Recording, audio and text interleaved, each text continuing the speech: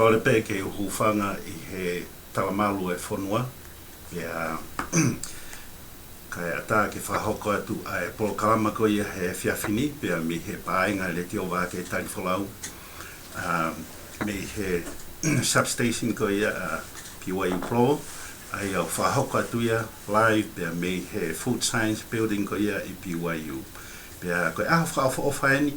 Pia ko whaampe ke mō nofo mai. Pia mō vahe ai polokalama ko ia e ahoni ko ia ko e ko ha kakaile rei mo maonga lawa ke vai atu ia pe ia foki e taimi ki tau whanongo ai ki ha whanawako o nau ke iako a mi Hawaii ka ma foki ai uta pe e lawa foki e heni pe mo e foha ko ia o vai skahema ai ko a pongpongi e hoko le vai ko toketa skahema ka I he taini mi ko le peke ufanga he talamalu e whanua pe whatapu he mo ho eki pe mo hamata pule o mo mea mai ki he polokalama alofa talamatangi o ku whahoko live atia pe me he Iring Science Center.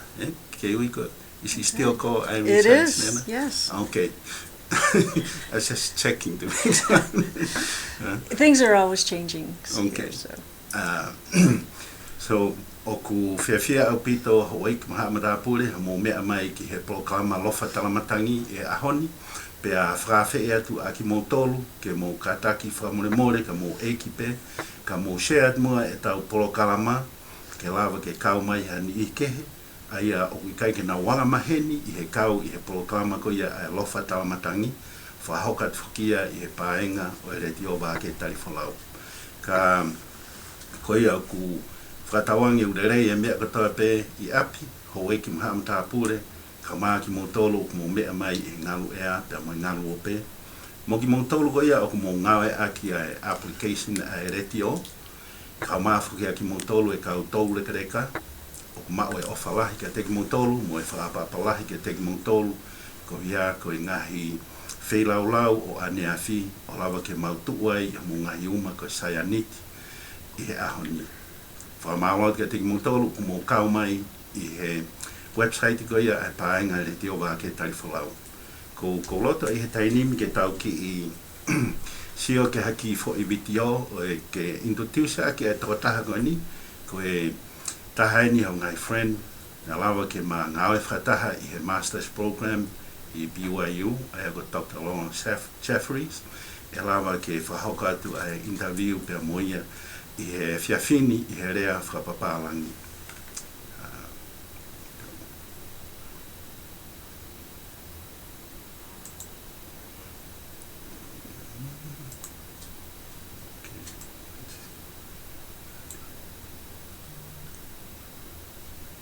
So I'm going to play a video. About 80% of the world's population eats insects in some. About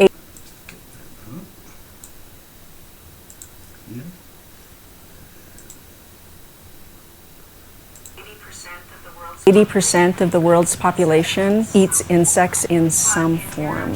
But in Europe and the United States, insects are considered something that you don't want in your food. About 70% of the world population is at least familiar with the concept of eating insects as food. The United Nations has put a lot of research into looking at which insects can be eaten and whether insects are a sustainable food source. Crickets are a great source of protein, comparable to what beef would supply. It has the 9 essential amino acids. It's high in vitamin B12 and also an excellent source of iron. It only takes about 8% of the resources to raise up an equal amount of protein than it would be for cattle. We've been working with a small Utah company that produces cricket bars. One of our roles at BYU is to help them with product development. So our goal is to try to understand the consumer more. People don't want to eat a whole cricket. So right now it's being developed as a ground up powder that can be incorporated into different foods. By themselves, they're kind of earthy. When you eat them with other things, they don't necessarily have their own flavor. I've had them chocolate covered and the taste and texture is just a lot like a Kit Kat. We have a sensory lab on campus, which is basically a taste testing lab where we can bring consumers in to taste different products that are being developed for the food industry. We also asked them before and after they tasted the actual products what their attitude was about eating insects, and there was an increase in consumer acceptability or willingness to eat them. It does take a little bit of wrapping your mind around to have crickets in your protein bar, but it's got a really nice flavor and texture. As far as it becoming mainstream in the United States, my personal opinion is that it's going to take a while. I think we'll see the market grow and therefore people will have other opportunities to taste crickets and maybe there's not so much of the fear factor. I think we're a long way away from making it the new white meat, but it is very chic right now.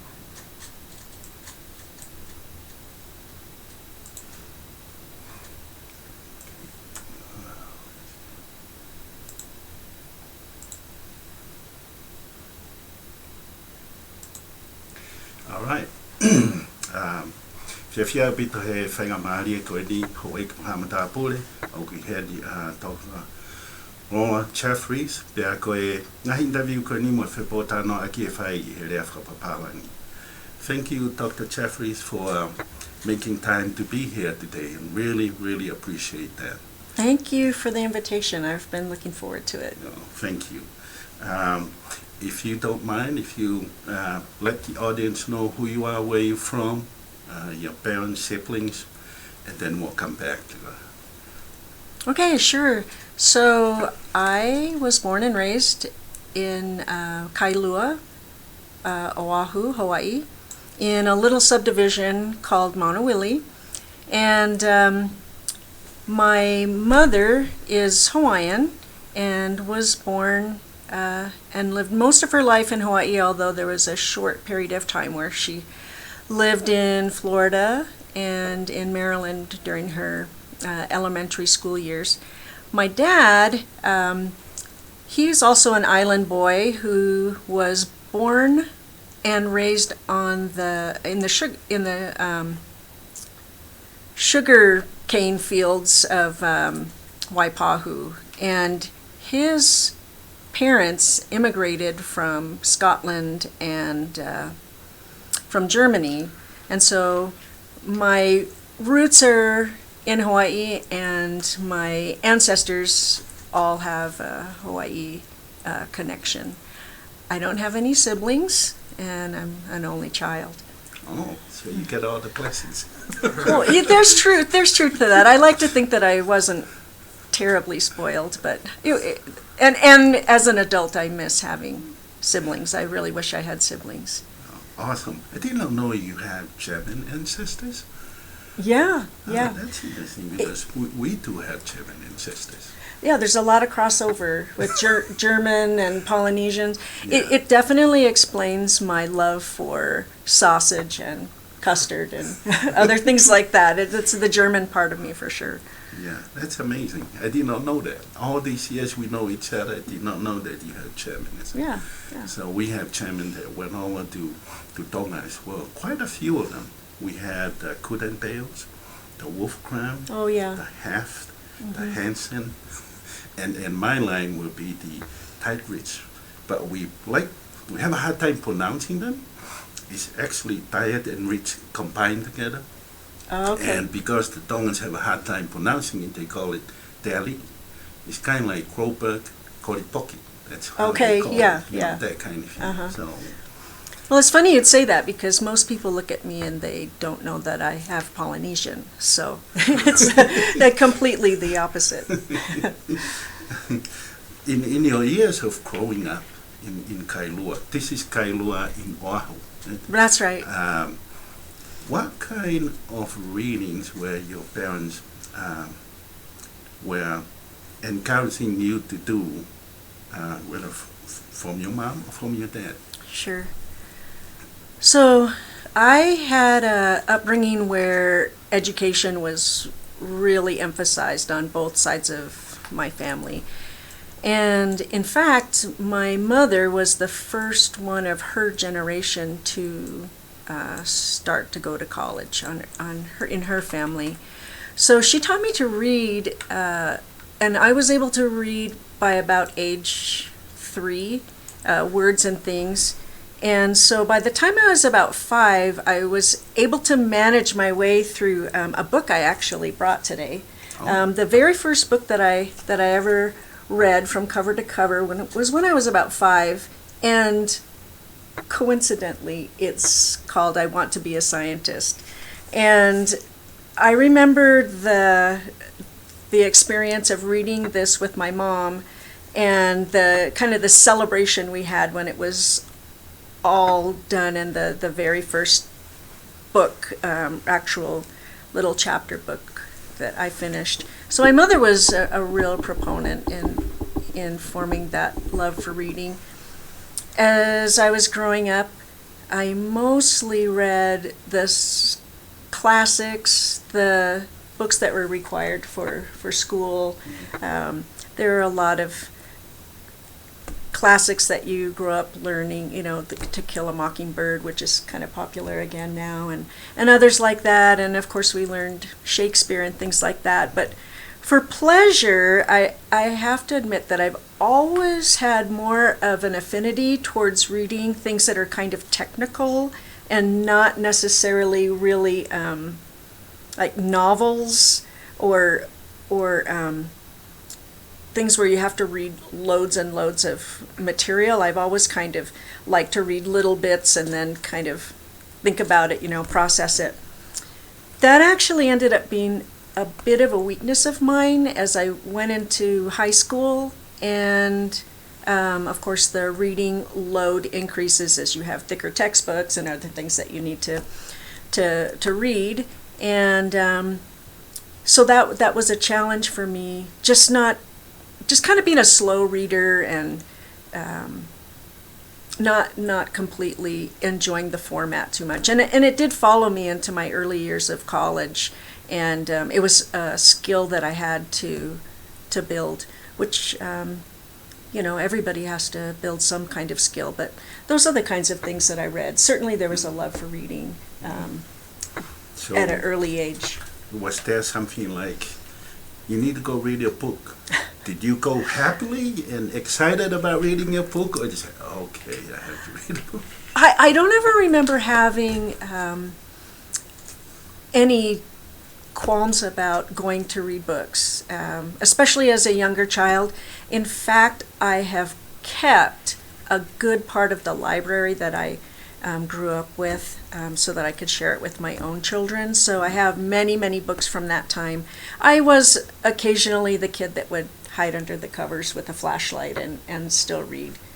So That's interesting. So that is one of the books you have. it is. Wow. I also had a real love for Beverly Cleary.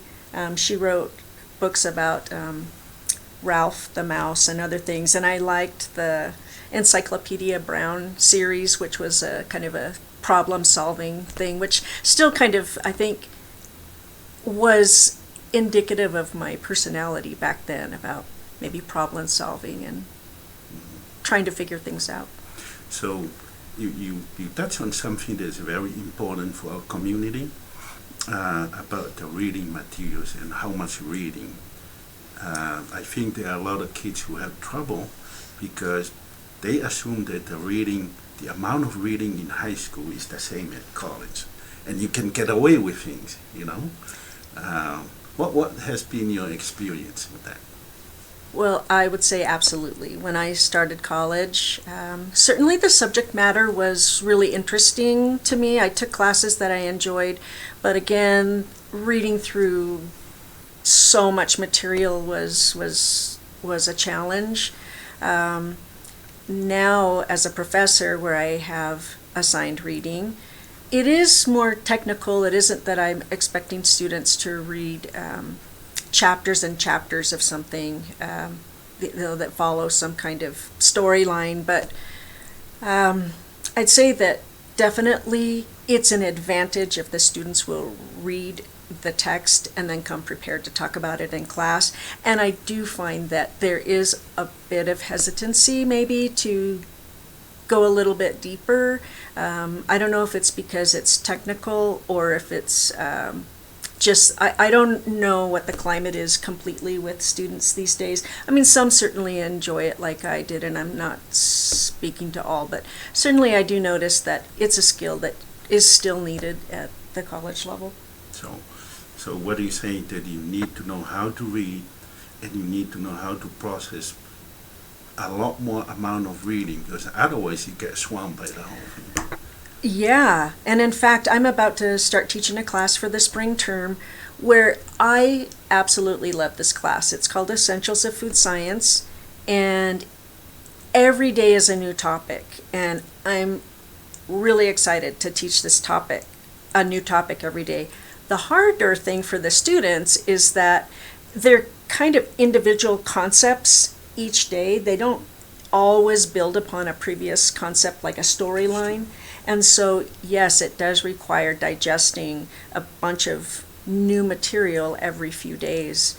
And it does require I'd say, some outside effort in reading and not just me explaining the concepts. So as a professor, when you see your students, you can tell students who did not read the materials, do they participate, or is there some kind of trend? Yeah, definitely. I think a more engaging classroom environment is one where students can participate. And certainly the ones that are either prepared with something that I've encouraged them to study ahead of time, or come prepared with a basic knowledge of the prerequisite courses, are going to be more engaged and not just rely on me to, say, entertain them, but are more engaged. Yeah. You know what it's like. It's like giving a performance sometimes. Yeah. Food science is entertained by itself. I'm glad you feel that way, because I feel that way too. But sometimes I'll be talking about something like refrigeration and I am just all excited about it, and I'm looking at the audience thinking, why isn't everybody so excited about this like I am? So you kind of got to be a real science nerd to enjoy it. So appreciate you sharing your experiences with reading. Because we want not everybody have the same educational pathways. If you could, tell us about your educational pathways and all the way up here, Sure. So again, I came from a home where education was really emphasized. So I basically had a private education throughout my entire life, which, as you mentioned about being an only child, I suppose that is definitely one of the benefits. So I went to kindergarten at Hawaii Baptist, and then my parents decided that they wanted me to either go to Punahou or to Kamehameha. And so I was accepted to both, but my parents had leanings towards Punahou because my dad was and my cousins are graduates of Punahou as well. And so I went there from the first grade until I graduated. And I'll be honest in saying that I wasn't a stellar student. I look back at that time of my life and didn't realize completely what I had as far as educational opportunities. I kind of took it for granted, although I absolutely 100% loved my Punahou experience, and it's still really definitely part of me, who I am. In fact, I still, to this day, over 30 years later, I wear my class ring as kind of a reminder of that really great time in my life. After that, I spent my first year of college at BYU Hawaii. I had a couple of scholarships to go there, and that was a completely new experience for me going there. But my dream was really to come to BYU Provo, and so shortly after that freshman year, I came up here as a sophomore. And after my sophomore year, I had some commitments at home. There were some things that I needed to take care of with my family. It ended up that I worked for a law firm in Honolulu for a couple of years, and then my mom and I moved from Hawaii up here to Utah. And by then, I was in my mid-20s. I felt like I was really behind everyone else. A lot of my friends that I had made when I first came up here had graduated. Some of them had married and had children. And so, and again, I returned. I was in the workforce here when we moved up here to Utah, and not really on track to be going to school, although I had this yearning really to finish my education. So actually, I ended up really giving it a lot of thought, and being a religious person, I also made it a matter of prayer, and I ended up joining the Utah Army National Guard to help finance my education. And also at the time I had a strong interest in medicine, and so I joined a medical unit as a combat medic. I started back into school, and just so happened that that's when Kuwait was invaded, and a lot of us that were in the National Guard that thought that we would never really go on active duty. I ended up going to Saudi Arabia for 6 months, which of course is really fortunate compared to what our current service people have to do now. But I came home and re-enrolled in school, and at age 29, I finally graduated with my bachelor's degree in food science. While on the way here, still thinking that I wanted to have a career in medicine, I discovered food science kind of by accident. And basically, I didn't even know that food science existed. But I found myself just fascinated with food labels and reading about food. And I thought there must be something on campus where you can learn about food.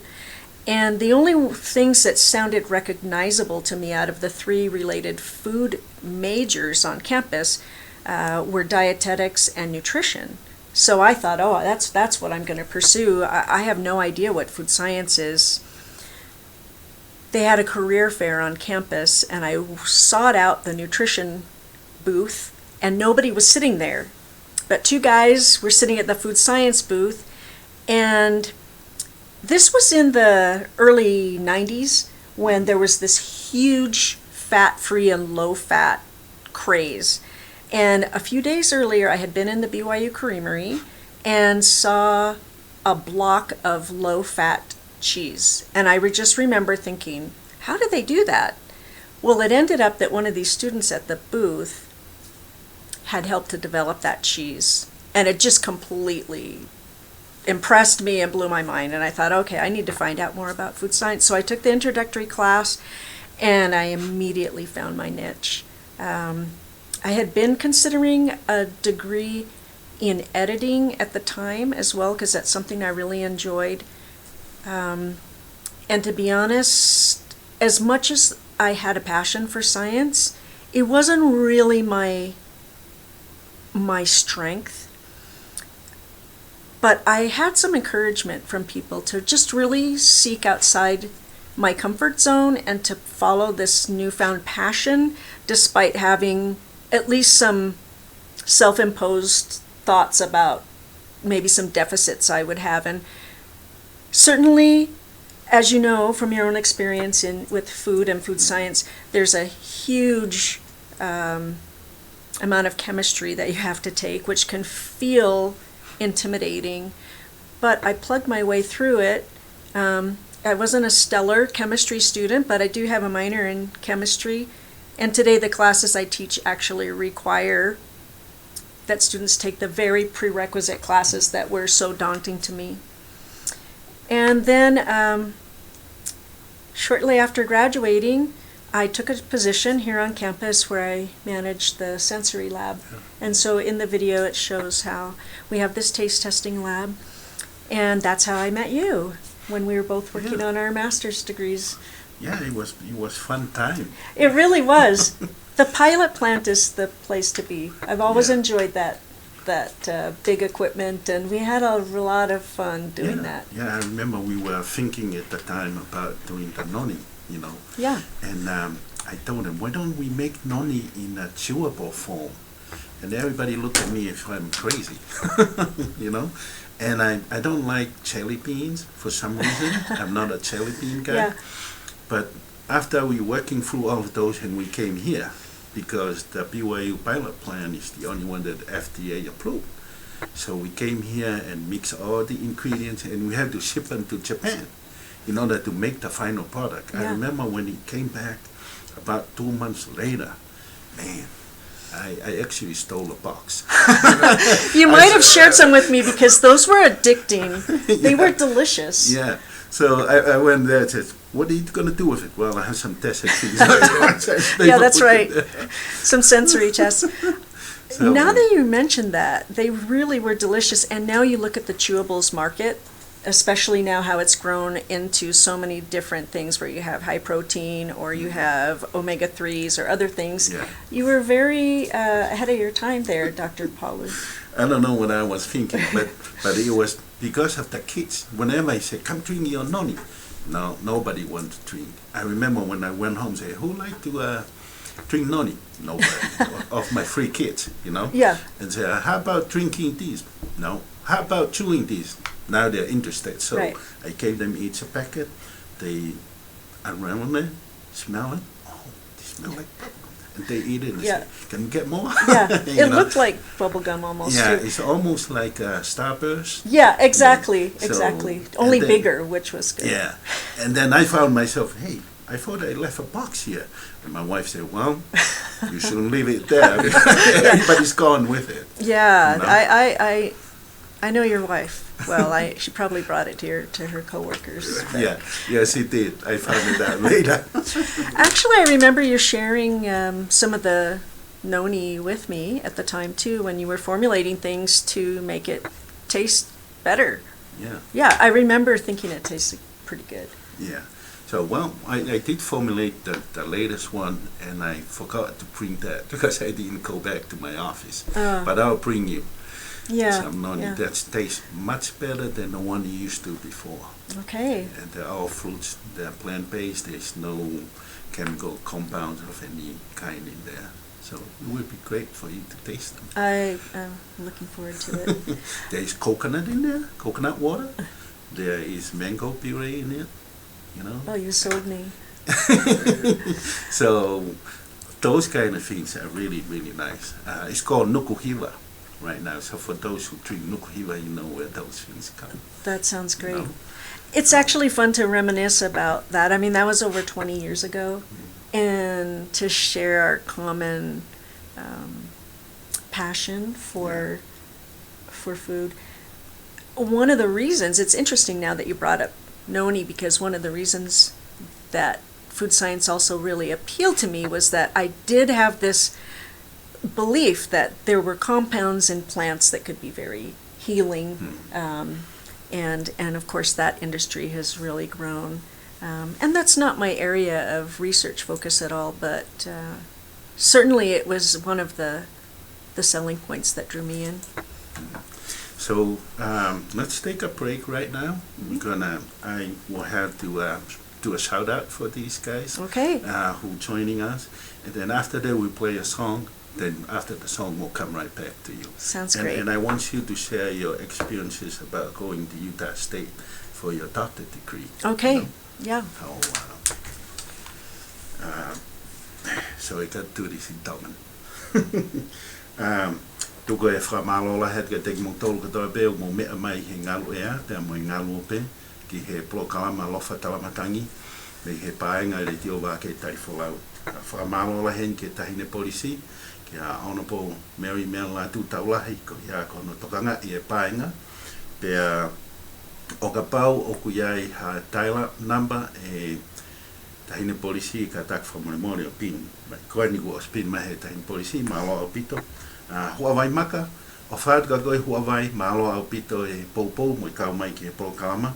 Mele similai, malo au pito mele similai e poupou, mo i kau mai ki e POLOKALAMA. O whaatu, ko whatonga e ulahi tama ai tamai ki ne o ki he apiako maolunga o Tonga. Whatamai ma peho toko wā, o kai koe kihe lere i taha ka koe apiako maolunga o Tonga. O whaatuka mutou. Malo au pito i kau mai ki e POLOKALAMA. Aku tau hen foki pa mo Dr. Laura Chaffreys, pia malo pito Emily Tofu, koe Emily Tofu foki koe production manager ia e paenga VAKE TALI FOLAU, o whaatuka koe Emily, malo e poupou, mele vi carry-on, malo pito mele kau mai sis kakala loto hangana, pia mei Texas, malo pito i kau mai ki he POLOKALAMA. Wastai lea ke he whaoriu ward, pia mi Australia, malo o pito wastai e kau mai, o kamata ki te hu mai mo i tamai ki he paintu ua, o whaatuka koe wastai, e kau mai ki he POLOKALAMA. Whamao kui heni foki a kasi mo Sharon Unufe, malo o pito takoua e kau mai, o whaatuka ti koe, Renati ke tau, ko Renati ke tau foki mo kasi, o kuna nofo ki naua i Spanish folk. O whaatuka te moa ang takoua, malo o pito e kau mai. Lisita ka whaatu vea, malo o pito e kau mai lisita o whaatu, malo e poupou. Mere tau wha o tuafi, malo o pito mere e kau mai, pia wha malo atu, i ngahi tokoni ko ke whai, ki he whoha i se apani. Hoa mau ku hen whoki a Christopher Pakalani, o kau mai mo ki tautolu pia mi promo, Lindsay Pomee, ko Lindsay Pomee whokia ko e pulelahia o e VTF Hollywood, aia o laima pe ia pia mi Victorville, California. Ko e taha whokia substation e paenga LETIO VAKE TALI FOLAU, malo o pito o Lindsay e kau mai, o whatika te koe, kau maa whoki a e tamasi ngā ue, ki a James Bond mo James Elvis Pomee. Wahoi af kau waka, malo o pito e kau mai, wahoi, o whatika te koe, pia ko wahoi whoki u kau ia e kau whaifatongia, pia mi he substation ko ia i Salt Lake City. Mo ka takwa mole be ho wake maha mtapure, mo wahe atu e tau Polokalama, se atu ki a teki nau tolu, te kai ki nau kau mai ki e tau Polokalama. Tumoa ke taha ki fo i whasi heni, pia ka hiri ko ia, pia tau toki whoki mai.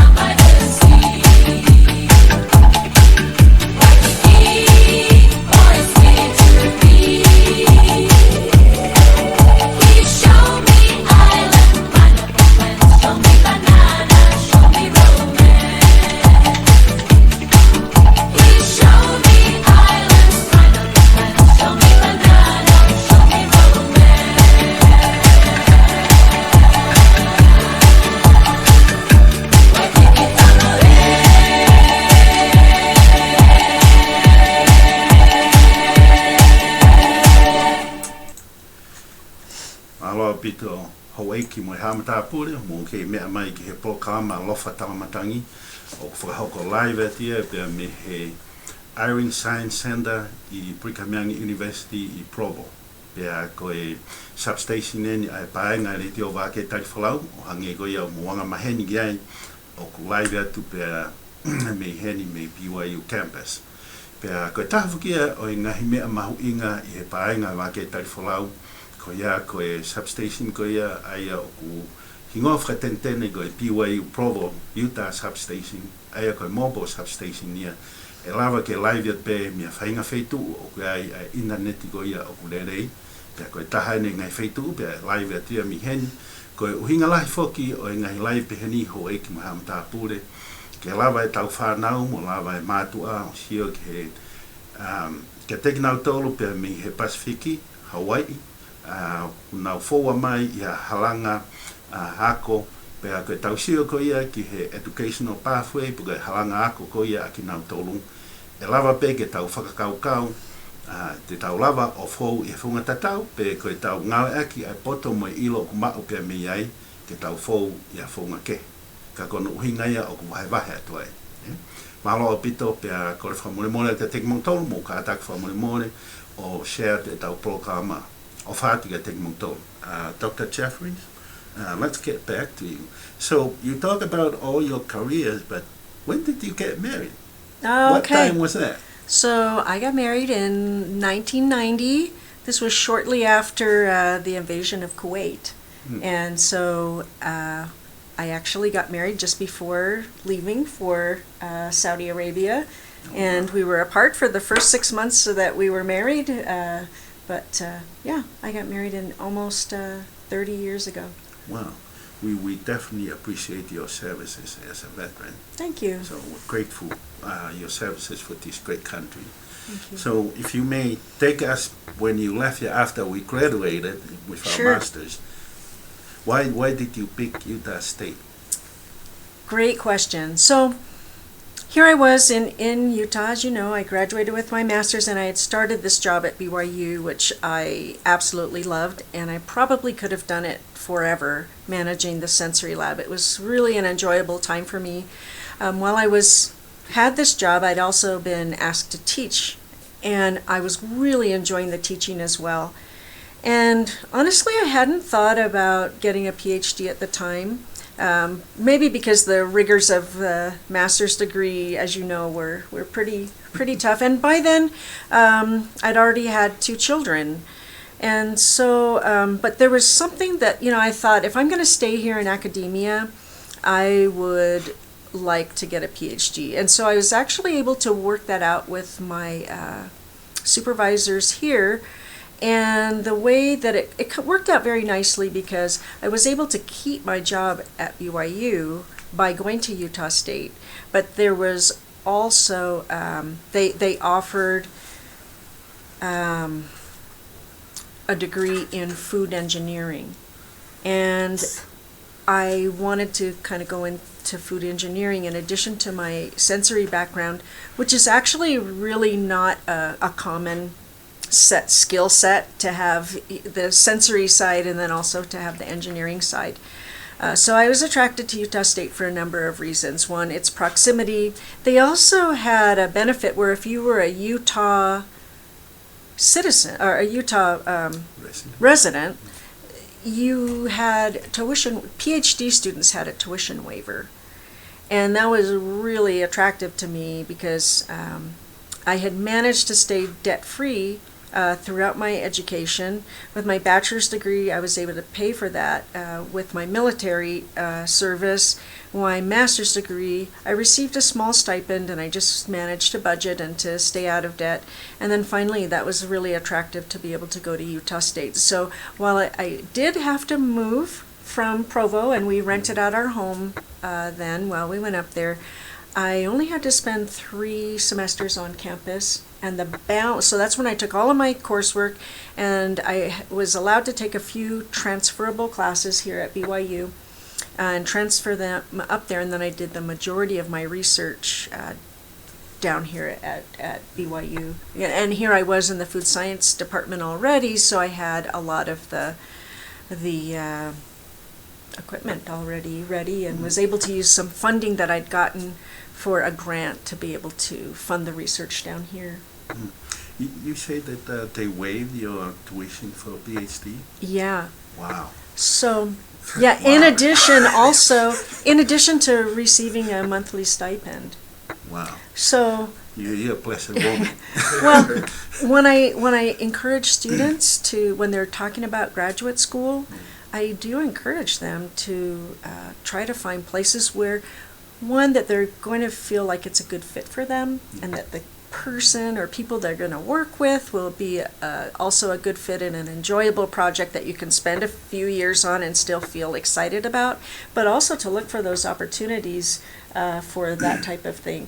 And even as you know, at the university level, there are scholarships everywhere, and especially there are many, a lot at the undergraduate level that I've seen, but for Polynesians as well. That's true. I wasn't aware that they waived your tuition, but wow. Yeah, yeah. So it's interesting when you left, and I was still doing stuff with Dr. Coleman, and then I found myself wavering into the educational leadership. And part of the benefits, that's why my wife called me a freeloader.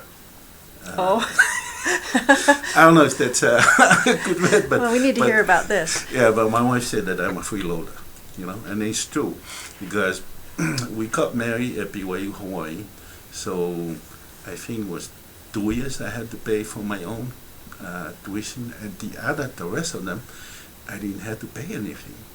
So, and then when we moved here, decided to come back to school for masters.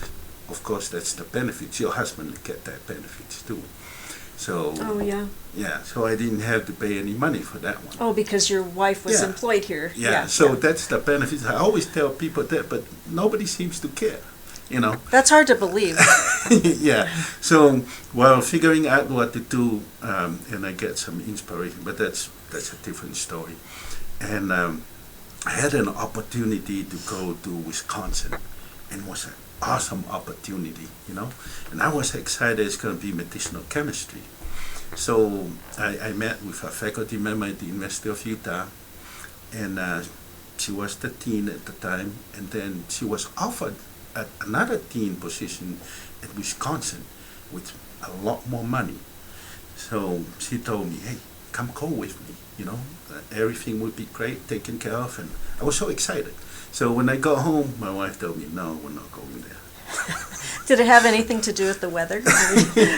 No, my wife said it's too far. That too. Too far out, and I was very disappointed. So when my wife said, you gotta find something to do here. And sure enough, when that thing comes up, and of course, you only pay taxes when you do PhDs, which is very minimal, $100-something for a tuition. I mean, that's nothing, you know. Yeah. So I think we have been blessed tremendously. Yeah, absolutely. I agree. And for you to have had your science background, but then also become a pioneer in education, I don't think those things are mistakes. I think we're led on the paths that we need to be, because certainly you have this influence now. Yeah, I found myself doing a lot more work for those who are on the verge of dropping out of high school or dropping out of college, get them to drop back in and graduate, you know. Yeah. I'm definitely tough on them. That's good.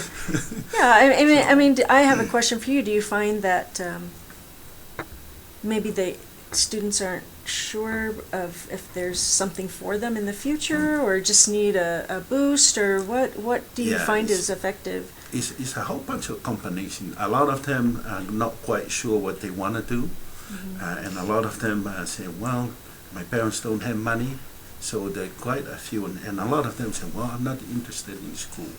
But a lot of them left school, and then they're calling me back and say, hey, can you help me? I say, sure.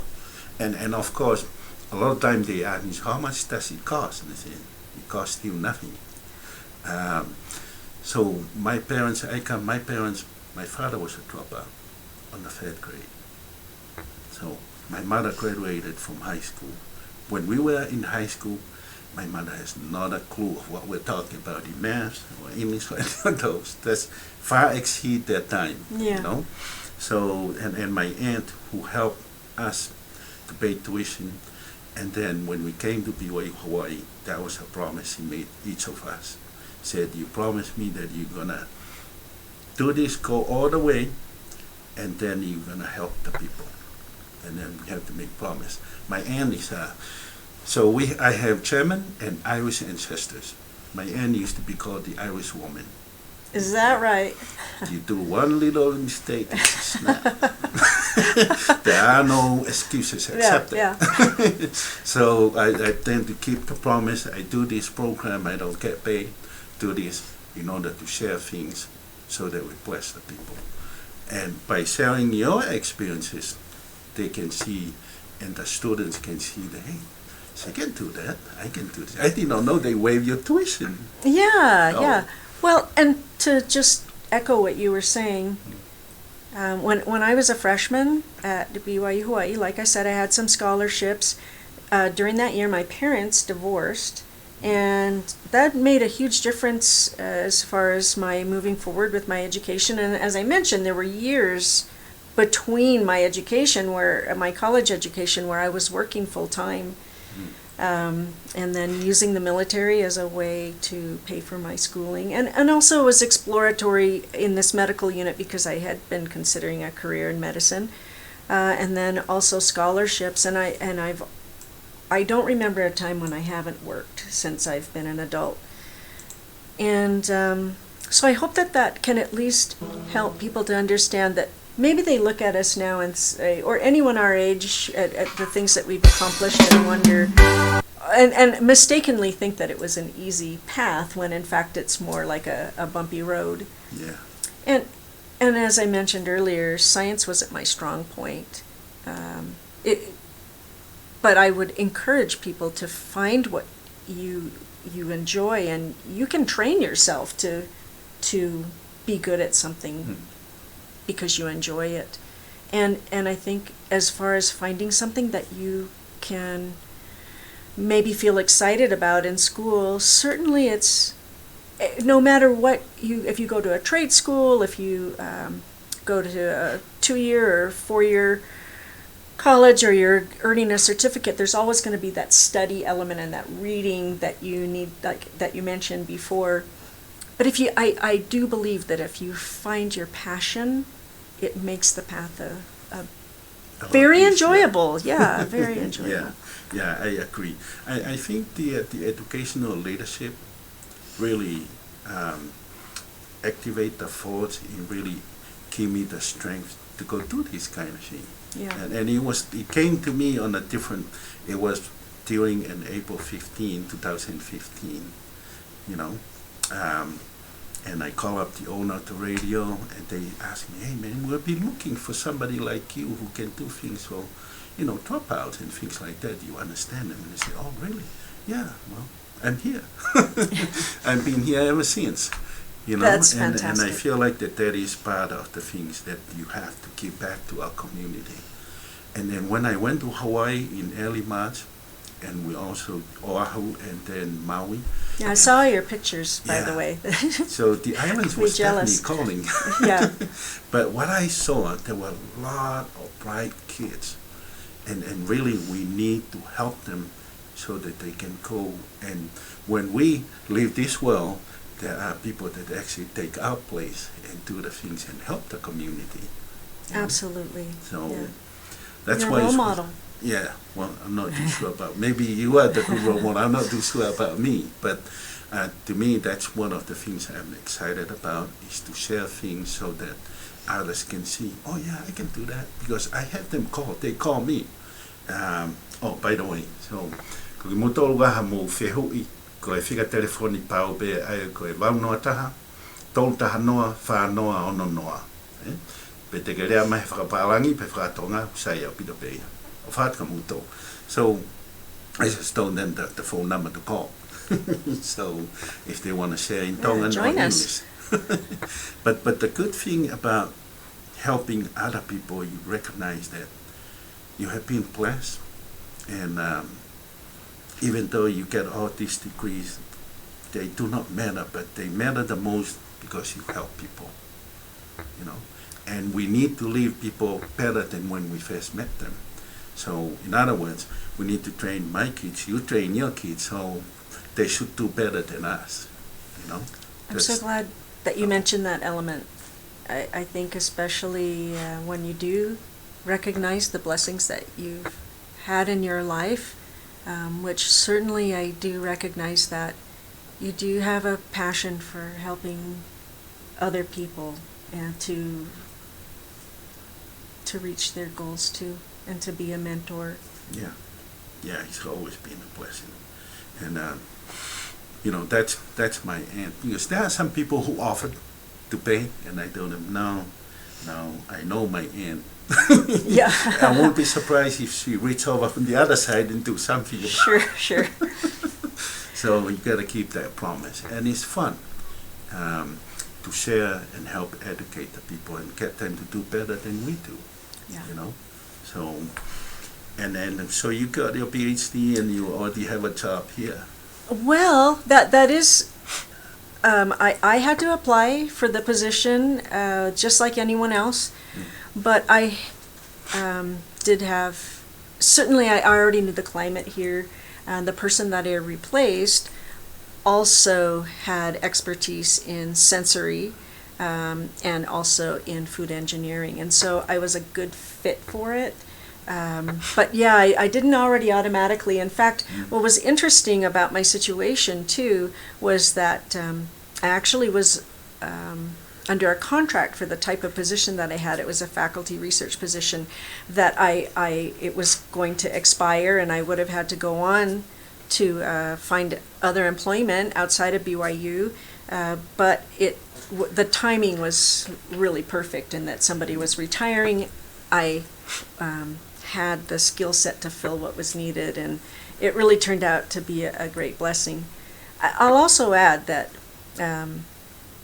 it took me the entire 8 years to finish my PhD that was allotted at Utah State, and But you have kids. yeah, I had at the time I started, my oldest was 7, about to turn 8, and my youngest was 3, about to turn 4. Was he the youngest then? Jacob was the youngest. And Hold on a little bit. Okay. Koe foha si koe no Dr. Laura Jeffries, ai ko Jacob Jeffries. Koe ospe ni mahalo e mahaka hafi hoa, e toki lava leo ki tau pota noa mo ki nā tō.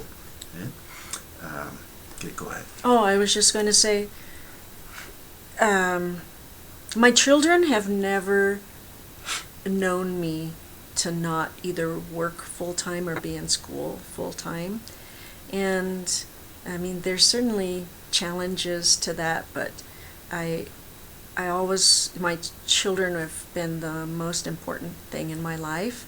And even though I was pursuing these other things, I hope that at least it has helped to inspire them to work hard and to reach their goals. And the reason I mention about the 8 years is, I tell people, time is going to pass anyway. So maybe you're not going to finish. Like, I know people that have completed their PhDs in 3 years. It didn't happen that way for me, but I didn't let the difficult path keep me from pursuing what I thought was an answer to what I needed to do personally. Yeah, I mean, the 8 years are good. I know quite a few in the program where I was, they had to extend to 10 and 12, some of them, Wow. because of some life experiences like cancer, among other things. Right. But they did, they finished it. And some dropouts, dropouts get to the highest level. You know, I worked with some of them to come back in, but things did not work out with them, you Yeah. know. So, and now that you are faculty here, you are forced for good, because you teach a lot and inspire a lot of students here. So it just so happened 2 of those students will join us today, you know. Has your son taken a class from you? My son, Jacob, has taken a class from me. It's been a 2-credit class to prepare for a competition. So it was a very light class, not overly demanding, but next week he'll be taking Introduction to Food Science from me. And it's, as I described earlier in the interview, it's a very intense class. I will ask you, do you get away with not turning in homework or what? No way. You're probably more tough on him than the rest of the class. You can ask him. So that's amazing. We really appreciate your time. Do you have any other thoughts that you want to leave with the audience? I have really enjoyed this opportunity to visit and to reminisce about our early friendship and how we both have had similar paths. I guess it's just the last thing that I'd want to share is that I just really encourage anyone who's watching to understand that you can reach your goals. Life isn't a smooth, straight path. There's bumps in the road and obstacles, but I do believe everyone has their own particular path, and to try to follow that. And certainly for anyone who would want to know more about food science as a career, I think it's a fantastic career choice for anyone, and certainly for the Polynesian population, who I think we're underrepresented. Anyone from the islands, and of course food. That's central. It makes a great topic to study. Yeah. Would you mind if people contact you with questions? Oh, absolutely not. I would absolutely love that. Want to leave your contact, email, and office phone? That would be great. Absolutely. I really hope that you'll reach out. I'd love to talk and to mentor anyone who's interested in a career in food science or in science in general. I'm happy to help direct your course. So thank you. Appreciate you. Yeah. Thank you. Let me get back in Tongan here. So, whamama pito ki a Dr. Laura Jeffries, ko ia koe whainga maari ne lawa ke wahe mo ki motolo. Ko ret ke tau tumoa ke tau whanoa ki whai whasi pa tau tok whoki mai a hoko atu pēr mo e ongo tamaiki mi he ako ko ia Food Science I Brigham Young University Provo. Okay?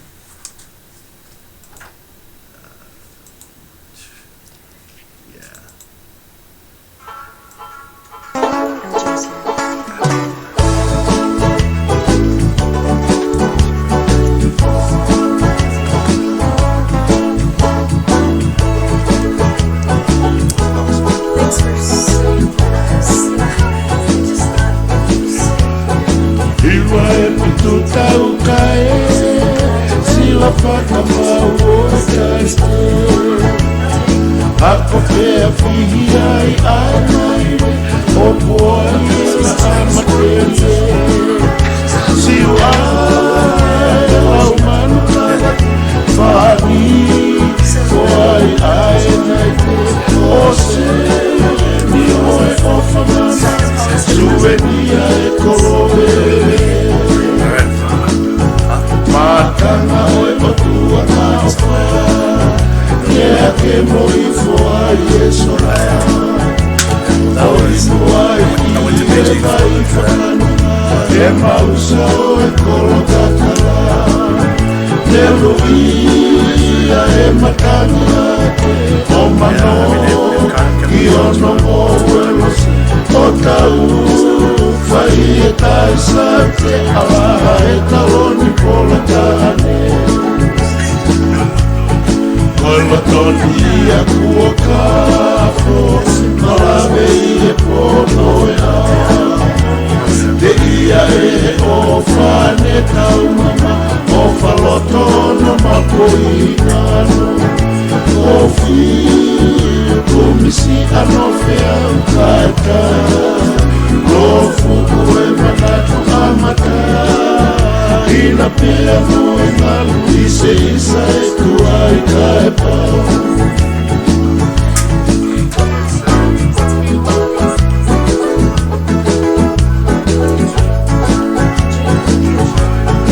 Iwa e pitu tau ka e, sila whakamau o e tarike.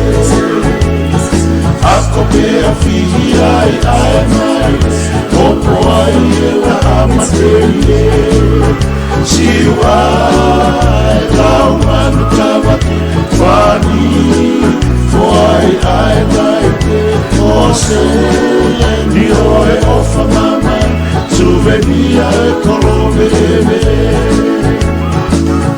Makanga hoi wakua nao wha Mea ke moi foai e sola O inu ai I e mai whakanona E mausa o e kolokakara Me luia e makangi ake o mano Mi ono mo uelo se o tau Fai e tai sante ala e taloni polokane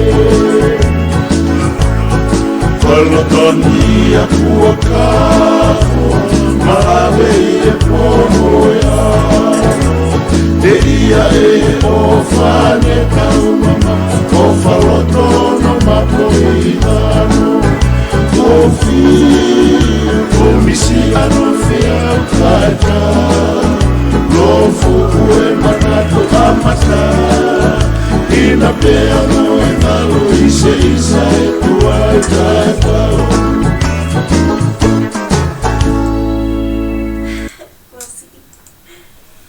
Malo, whakatawangi pene ole rea tu e whasko ia ki a teki montolu ko e polokama lofa talamatangi en. Wapau ke toki mea mai ki he polokalama, taitari whiawhia apito a ki montolu I he whiawhini o ku live a polokalama pia mi he conference room ko ia o e Iron Science Center, paka Iron Science Building, aia o ku I he BYU Provo. Pia I he taini mia o ku I hain whoki a e whoha ko ia o Vais Kahema.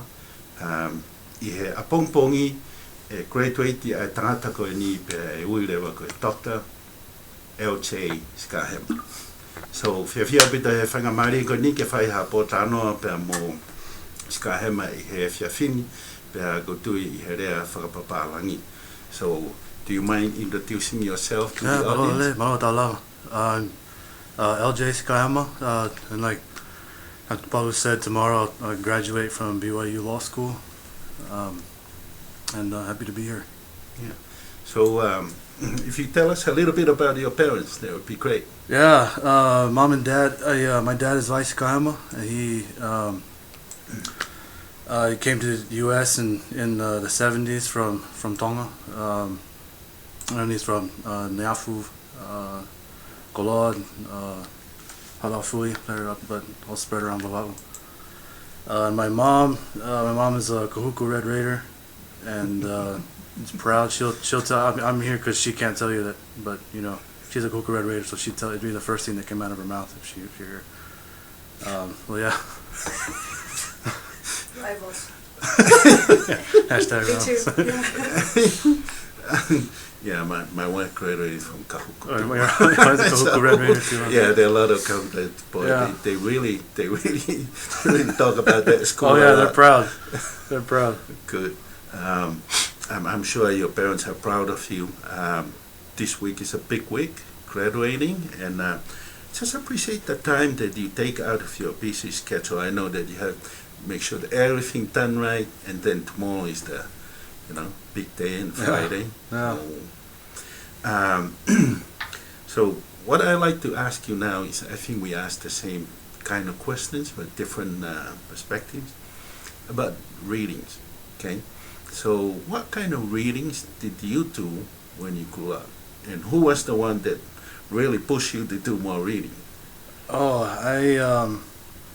I think as soon as I learned how to read, I'm a person, I always just liked reading. It didn't really take much to push me to do it. And I read all kinds of things. I read a lot of fiction, mostly, I think my favorite was American literature, realistic fiction. I read a lot of John Steinbeck, Ernest Hemingway. I also read, lately meaning the last, 10 years, I've been getting a lot more into all kinds of nonfiction, from science articles to historical books, but reading's always been really big for me. So science articles, do you have fun reading those? Some, I mean, it's layman science. I mean, Laura will talk more. You know, she can get really deep into it. Just really more surface level kinds of things. But yeah. Yeah, the reason why I'm asking, there's always, some student, when you ask them, hey, read this, you understand them, and then they'll come back, what can I read? They say, how about the abstract? Just stay on the abstract, that kind of thing. And a lot of them will tell me, man, this will put me to sleep. Yeah, if it gets too technical, then I have to check out. I'm not as scientifically literate as I wish I were, but I'm interested in about everything. Okay, so you love reading, which is great. Did your experiences as a kid, even going to high school, prepare you for the amount of reading you were doing in law school? Because I know I took about 4 law classes. Boy. Yeah, that's about all I can say. Yeah, there are a lot of reading. Did those reading things prepare you well for the amount of reading that you were doing in law school? I think so. I don't know if I really expected, or I don't know what I was expecting with the load of reading that I had to do in law school, but it certainly helped. I mean, I can't imagine how much harder it would have been for me had I not been a reader, had I not accustomed to myself to just being able to read for long periods of time. But with law school reading, I mean, there's no way that you can do all of it. You kind of just have to be able to figure out what you can drop, and just find the important things that you need to read, because it's just, the load is just, it's heavy. Okay, so did you get your bachelor's here at BYU? I got my bachelor's here at BYU as well. Okay, what did you get your bachelor's in? Studied Chinese in business. I served a mission in Hong Kong, in Hong Kong they speak Cantonese, but I was assigned to speak Mandarin, and came back, got into some Mandarin classes, and bounced around. I mean, I think it ended up being in my 4th or 5th major. I just could not decide what I wanted to do, and then eventually got to the point where I thought, you know what, I'm almost finished with this degree if this were my major, so I'm just going to finish with that. And then took business management classes as well, and got enough to get a minor in that. And what makes you have the desire to go into law school? Did your father talk to you? Your parents talk to you? Did they share any things with you, or was that something that you honestly, I never ever planned on going to law school. In fact, as an undergrad, I would routinely make fun of any of my friends that were thinking about law school. I just thought that just sounds like the most boring thing. I mean, there is not a duller career that I can imagine than being a lawyer. And now, after having gone through 3 years of law school, I still kind of feel that way. So I don't plan on practicing law. But no, I was as an undergrad, and it's, my dad played in the NFL, and I learned to speak Mandarin Chinese, and the only reason why those things would ever be related is because I got involved with the company that was, they were launching a professional American football league in China, and said, when I met them, they approached me and said, look, we're kind of at a standstill with where we are right now. What we really need is somebody who understands football and kind of seeing behind the curtain of how professional sports works, and but also can speak Mandarin Chinese, and preferably 20-something, and be willing to move over there for a little bit. So it was just this really ridiculously narrow skill set that I happened to be able to fill. So I was working with them for a little bit. Yeah, I did. I went and worked with them in Beijing for a little bit. And had a move with my family to Hong Kong arranged, and almost as suddenly as that job opportunity came to me, it evaporated. We got the rug pulled out from under us when the Chinese market was tanking, and it kind of trickled down to me, and so it came to me and said, LJ, I don't know when we'd be able to bring you on. a lot of our funding got pulled. Anyway, you asked how, about the path to law school. So this was what I was doing right as I graduated with my undergrad. And I went from having this really, really great job to having no job. And so just a lot of prayer, a lot of seeking God, and kind of out of nowhere, I had this really strong feeling like I should take the LSAT, study and try to get into law school, and see what that turns over. And I came home and tell my wife this, and then my dad calls and said, "Hey, just thinking, have you ever considered taking the LSAT and going to law school?" I said, I wasn't, but now I am, and so yeah, so that's kind of how I ended up in law school. Oh wow, that's very inspired. And your father to call you. Yeah. Man, that's a lot of. Did you get when you go to law school? How much time did you spend there? So you have a wife. Do you have kids? I have a wife and 3 boys. Our youngest boy was born. He turned 1 during my first year of law school. So we had 3 boys. In the first year I was there all day. I mean, I'd wake up and I get on campus by about 8 o'clock. Go to classes and study until dinner time, about 6. Come home for an hour, help put the kids to bed, and then go back to school, and then close the library down at 11 or midnight. And so the first year was the heaviest. But yeah, your wife has been standing by your side, taking care of the kids. Oh yeah. Wow. I mean, she's been super supportive, just ultra supportive. Yeah, law school. That's a lot of work. And what advice will you give to our audience, especially they have kids or they themselves wanted to go to law school? What things can you say? You need to, after going through law school and getting a doctorate in law, here are things you pay attention to or do it better. What kind of things can you share? Well, first of all, I think I'd say don't dismiss it as an option for you. The legal field is not a popular field for Polynesians to get into, and understandably so, because there are a lot of cultural gaps for Polynesians coming into the American legal system. But still, don't dismiss it as an option for you. In fact, especially if you're an immigrant, or if you're like me and your parents are immigrants, don't let that pioneering spirit die. Law school is a really, really great way to be able to push our people forward. And should you decide to go, don't be afraid of putting in long nights reading. It's easier for me to say now, like Afapalu said, I graduate tomorrow, so it's easy for me to look back now and say it's a short-term sacrifice for a big long-term gain. But in those moments, it's really hard to see the value of the work that you put in.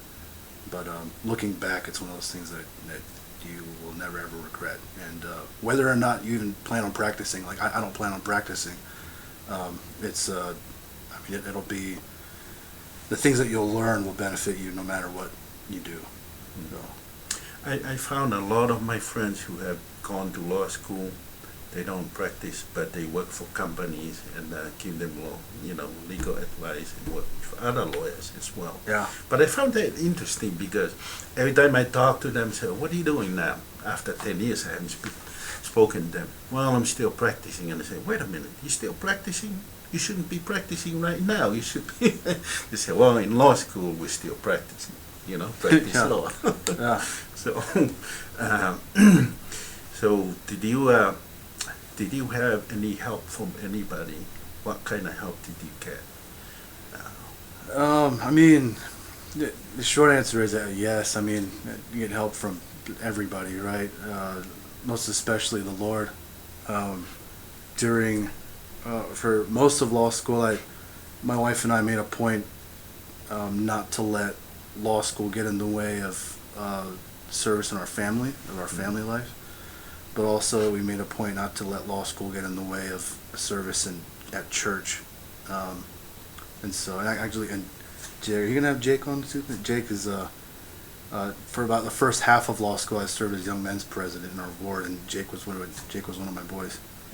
And I mean, it's a sacrifice for sure, but the short answer to your question is, yeah, like the Lord always helps, and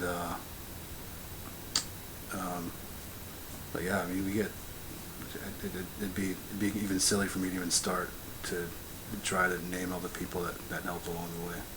Yeah. So I found something interesting as I get older now than before.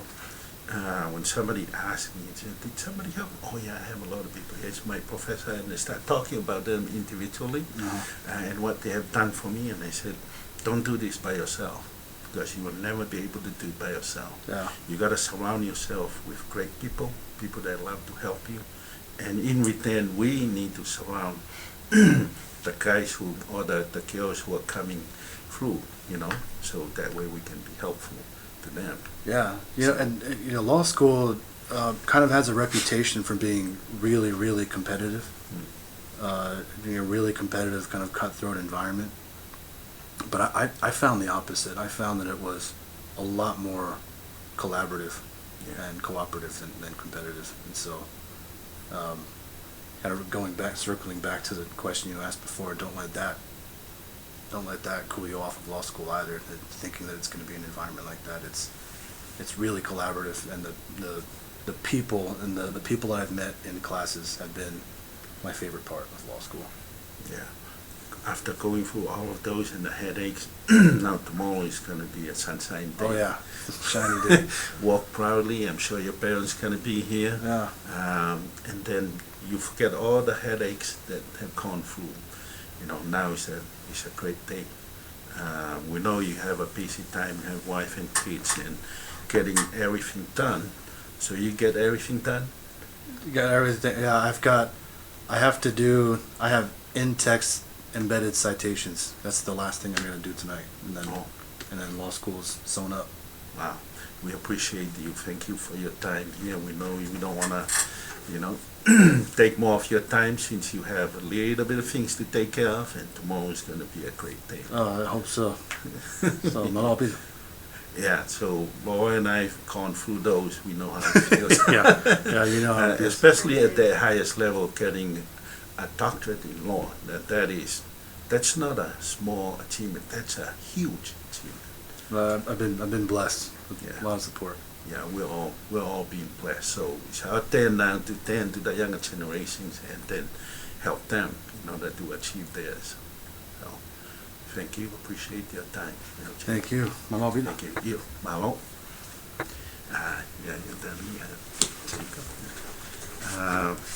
Malo apito Hawaii ki mahamata apure. Lagi itata ki foi faspeta ba dau foki mai.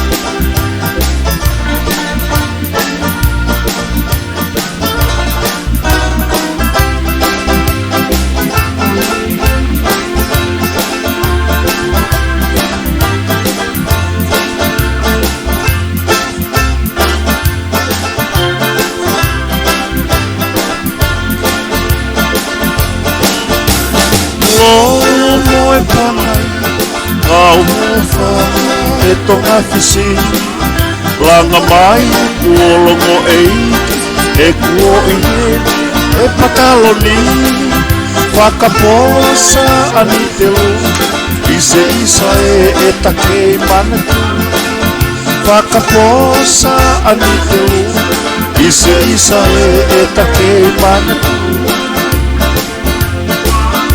ua malo ai folau hake nei uta moe toke lau ise isa whakalanga manatu e te uluna o sihono fatu ua holo e o tulangi e tātu ngane matua ua holo e o tulangi e tātu ngane matua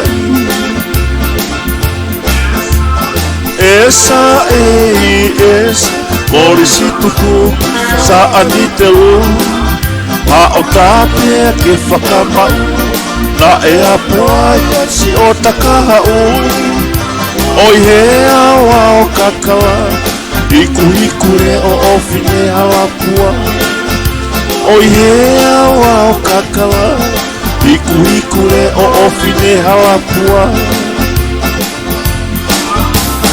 hala pai pasi hua angaia ai matawai le mafua ia I ho taloto o whahe mooni pēa mo pēri no a whehake I sa paula o hataha soa I nuku alofa a whehake I sa paula o hataha soa I nuku alofa pe I mea katatau oku kei lagi maa atau atipu tawa ho mau o wha Ie o tupu e anga wha o ne Hawaii o whani me Amerika wha o ne Hawaii o whani me Amerika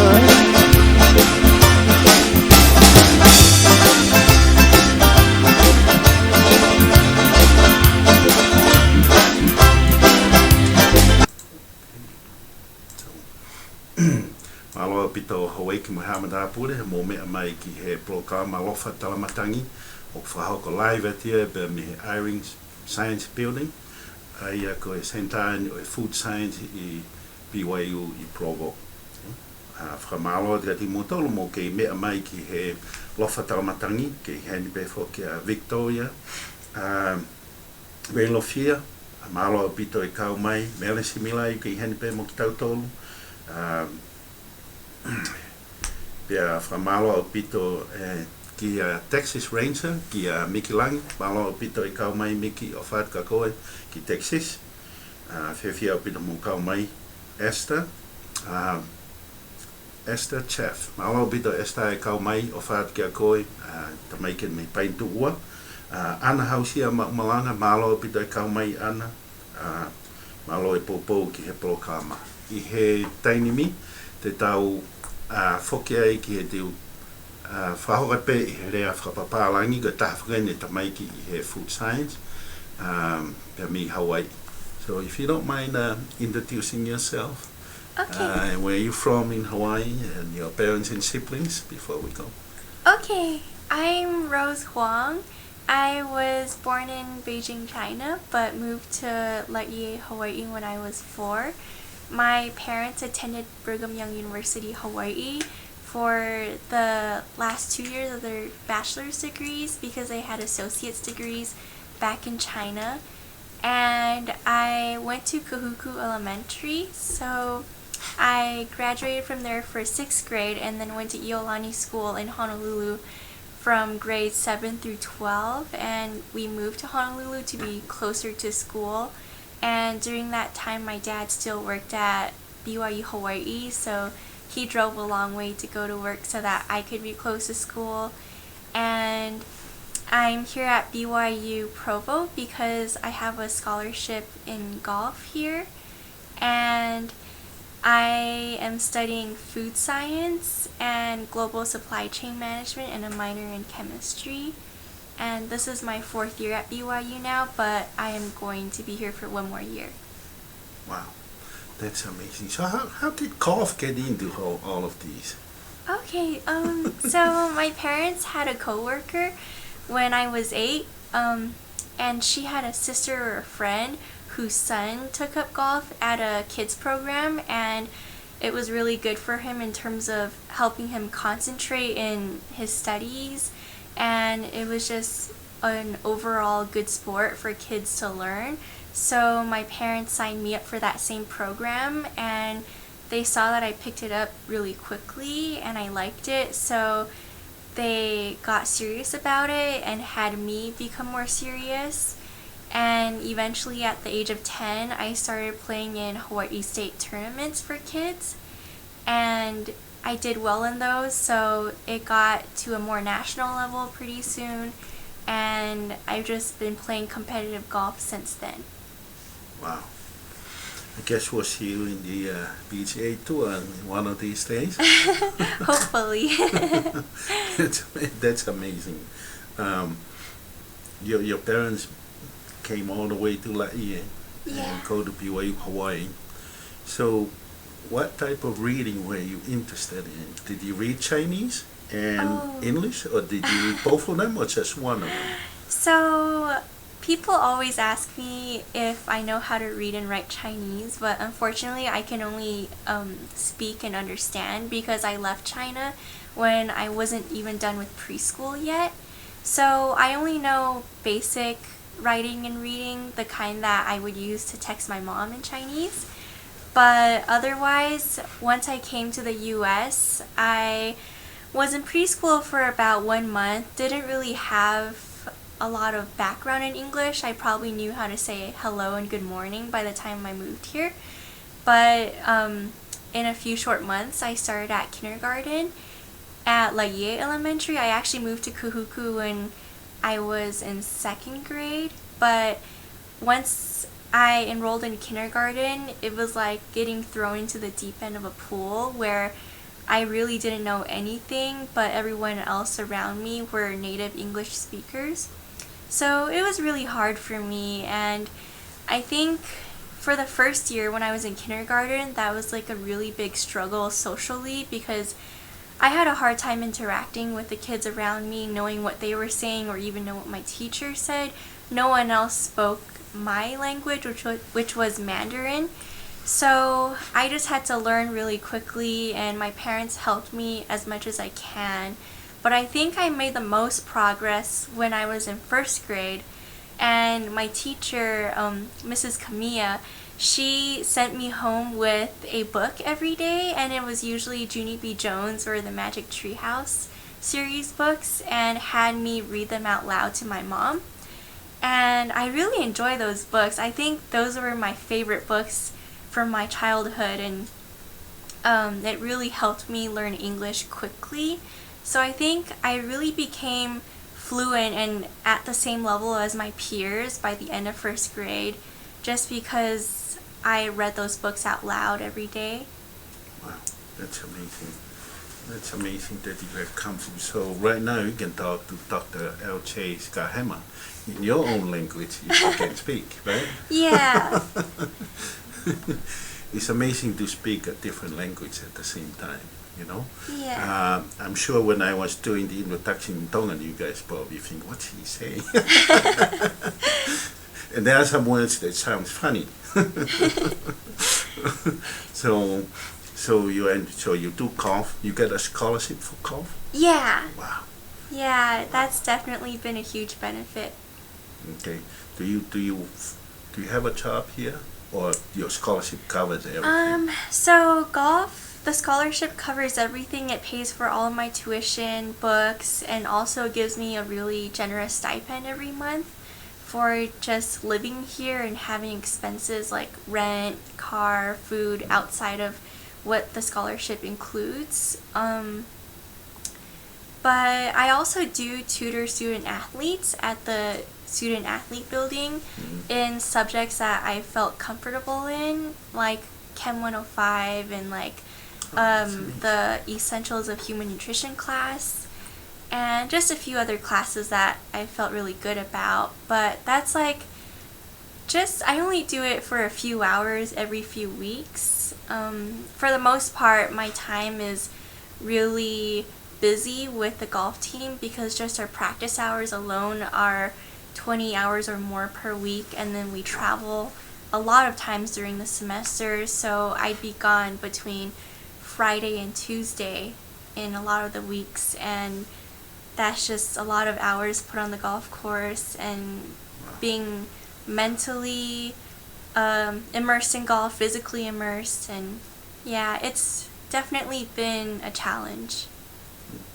I'm glad that you are, you have scholarship, but you also find something you're passionate about to do some tutoring, which is giving back and helping other students in their own path, develop that talent and you know how to teach and how to interact with people and all that.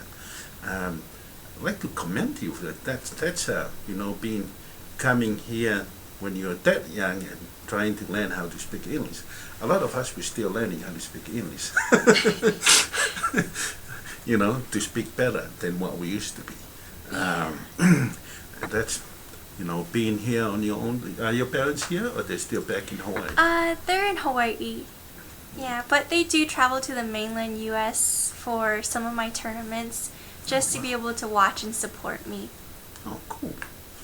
What are some of the, now that you have been here, okay, what are your, if you give advice to somebody back in Hawaii that perhaps they are good at golf or they haven't played golf or they want to look into food science as something they want to pursue as a degree and also as a career, what can you tell them? I think a lot of kids might have tried golf but thought of it as something that wasn't really exciting, or it just got them really frustrated because it's a tough learning curve and gave it up really young. I think the sport definitely has great payoff if you have the patience to get better at it and work hard at it. And because the sport isn't as popular as some like soccer, volleyball, or basketball, I feel like there are better opportunities, especially for girls, to get college scholarships. It could be in Division I schools, Division II, all sorts of leagues, and I just think it's a really good extracurricular activity because it teaches you to be a critical thinker, and you don't really get injured with the sport, so you don't really risk working hard for years and years and then getting injured before you get to a certain level. So I think there are really good perks of playing golf.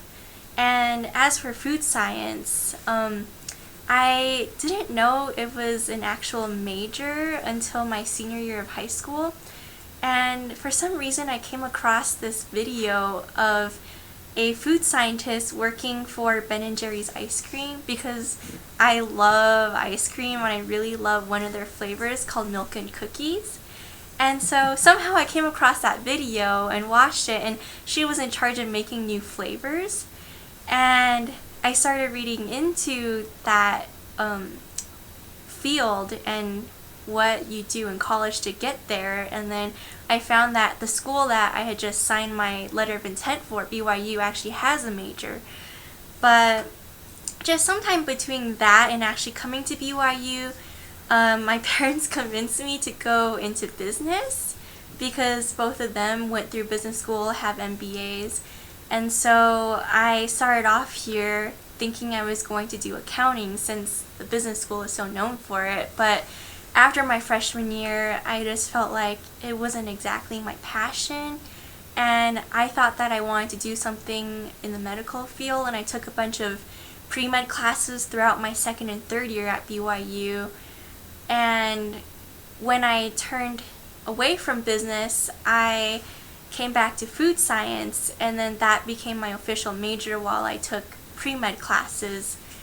But it's interesting because one semester in my junior year, I just took a class called Intro to Supply Chain for fun, just as like a small credit elective class, and I loved it so much that I thought, wow, all this time I thought that business was all about accounting and finance, but there's actually something called supply chain and I really like it. So I took the rest of my prerequisites right before the deadline to apply for the program, and I got in just under 1 year ago, and I've been taking both food science and supply chain classes since then.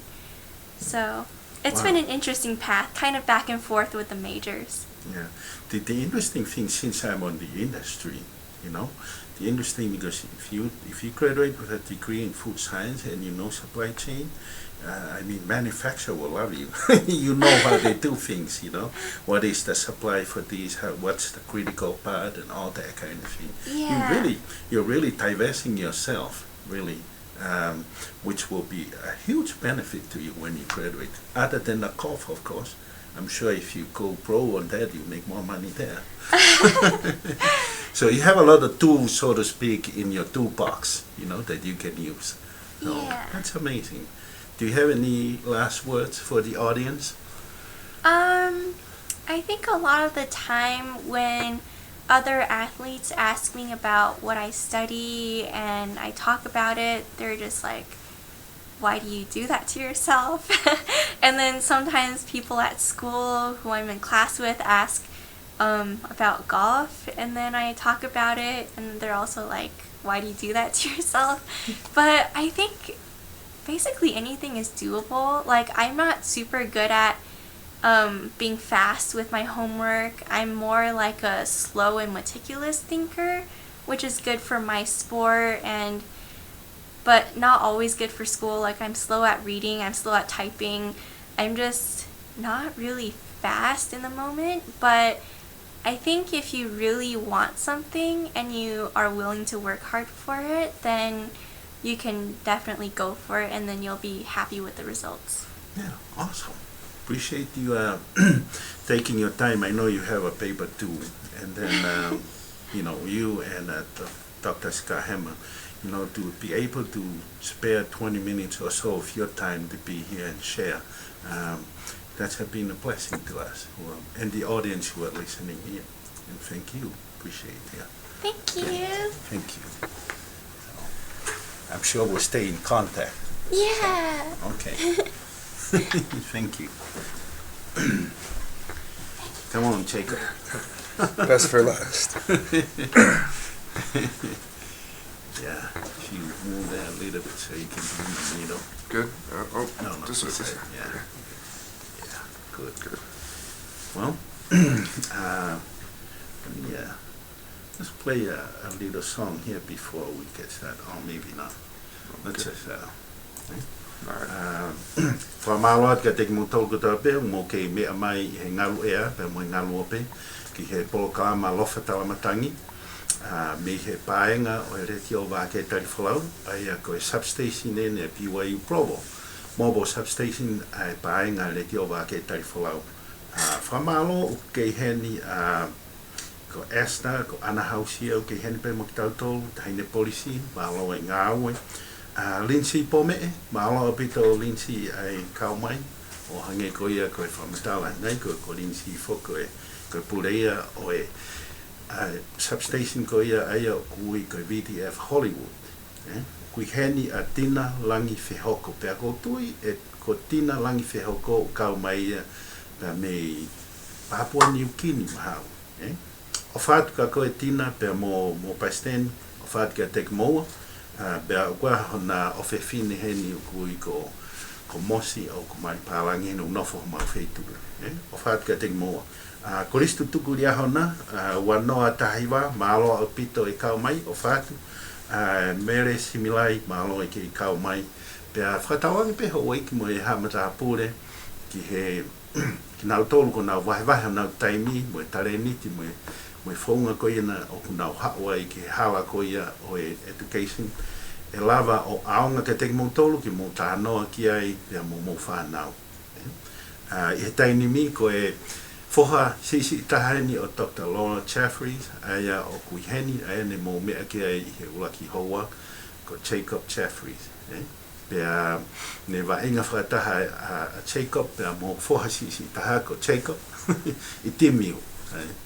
Debates for life, right? Yeah. So, Jacob, if you want to introduce yourself, your parents and your siblings before we get started. Okay, so the first interviewer, this is Laura Jeffries, my mom. She's a professor here at BYU. My father, James Jeffries. And then I have a brother, Josh. He's currently at UVU, working on his paramedic right now. So, just two brothers, that's me. And yeah. For some reason, I thought your brother was here. Oh, no. I think he had a work thing, but yeah. Oh, okay. That's what I thought. Man, it would be a blessing that both brothers are there and their mom is there. And I'm sure you don't prepare lunch, you just go raid the refrigerator, Yeah, right? yeah. Is that how you do it? Well, There's free beef, so free hot dogs, and yeah, so you can catch me there. What a blessing for you. Yeah, you know? for sure. Because I remember when my boy was here before he went on his mission, and my other boy Joseph, those two, and I always tell them, what do you guys take for lunch? We don't know. We sure mom has some. Yeah. And sure enough, there's always something my mom, my wife would say, did you stop by? No. Why? Because some of the lunch are missing. Well, you should know. Yeah. Well, she cooks good. I remember I came by and I ate good there, so I could see why Jacob and Joseph wanted to eat at home. So yeah, those guys, they eat too much. Yeah. So what? We'll go back to the same question that we asked Dr. Jeffries, Dr. Scarhammer, and what's her name again? Rose. Rose. So she has a Chinese name. Huang. Rose. Her first name, I just know her by Rose. Oh, it's much easier to go by English name. So, what kind of readings? Know that your mother has said it. What kind of readings were you doing when you were a kid? I think it started when I was 3 or 4, at the dinner table, when you were reading the Book of Mormon. So my dad would just kind of hand it to me, and that was my first introduction to, like reading and reading out loud. So I think throughout my childhood, the Book of Mormon, just reading with the family, that's been a big part. I remember in high school, I read the first 5 books of the Bible with my dad. So I think there's always been like the religious, I think that kind of introduced me to more complex reading, from like the scriptures, or apart from like, school stuff. But in elementary, I read a lot, and then I think, like for my free time, I read the Fablehaven books. Those are like I like those a lot. And so, that was the reading growing up, so, yeah. So from your experience now, what will you share with parents or even those who are listening in about the amount of reading that you see from your high school now to what you're doing here? You're a freshman now, right? Yeah. So, definitely in high school, you didn't have to do the reading. You could show up to class, and the teacher, kind of holds your hand. But then, my first year at college this year, you walk into the lecture hall, the teacher doesn't know your name, and they're right into the PowerPoint, right into the presentation, and it's very hard to fall behind. It's very easy to fall behind. So I think, I know that the college reading is it's 100 times harder than high school. High school, you can read the summary of the book online, and then you can write your project and get a good grade. I speak from experience, but with college, you really have to know like every single part about the lecture in every class. Either it's for your Book of Mormon class or your nutrition or writing class. You have to do the reading, you have to get it done, and it's definitely. I remember I had a physiology class in high school, and the reading was a lot more college geared, and our teacher would always just remind us, like, do your reading, because when you go into college, it's a completely different ball game. You don't have that same connection to your teacher that you do in high school, so you really have to. I think I heard one comparison. Like college is like you go into class for attendance, and then you go back home, and then you reteach yourself the lesson with the reading, because it can, the content they go over is so. Detailed and expansive that it's hard to, get every detail. So you really have to keep up with the source, which is the reading. So, yeah.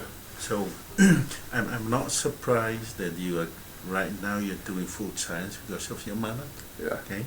But was that something that your mother instilled in you, or something that because you were interested in what she was doing at the time and what she's doing now? That it kind of like push you, okay, this one. Because I saw you guys, you went to a competition. Mm-hmm. What was the competition, and how did you do? Oh, so that was the College Bowl, and that was actually that's the class I have with my mom this semester. And what it is, it takes like the food topic trivia. It's run by the IFT, and we're the Northwestern region, and they hosted it at BYU this year actually, and. We won. BYU won. We beat UC Davis. Oh, yeah. It's pretty. I've been when I was younger. So my mom she's actually national champion, so I kind of have the responsibility to keep the torch going. Yeah. So, but what it is, it's just food science trivia, and it's kind of like Jeopardy. You buzz in, and I was a reserve on the team. I didn't compete but I'm still part of the team. So we're going to Louisiana and competing in nationals. Oh. Yeah. Awesome. So does your mom teach you how to mix things at home? Yeah. Or even here in the lab now? Yeah. We haven't been to the lab yet, but definitely growing up, I think, like if you in a regular house, you ask your mom how to cook something, and she'll teach you how to cook it and the ingredients. But my mom is like, it comes from here, like, and it's processed at this plant, and then it reaches the supermarket, and then you get it in its package, and then all the chemicals and the process. So not only do you know how to make whatever you're cooking, you know where it comes from, like how it got to your plate. So I think she really drilled it into me, how we get our food. So yeah. And I think that's part of like what you said, my motivation coming into the program. I got here to BYU last year. I just graduated last year. I haven't been on a mission yet.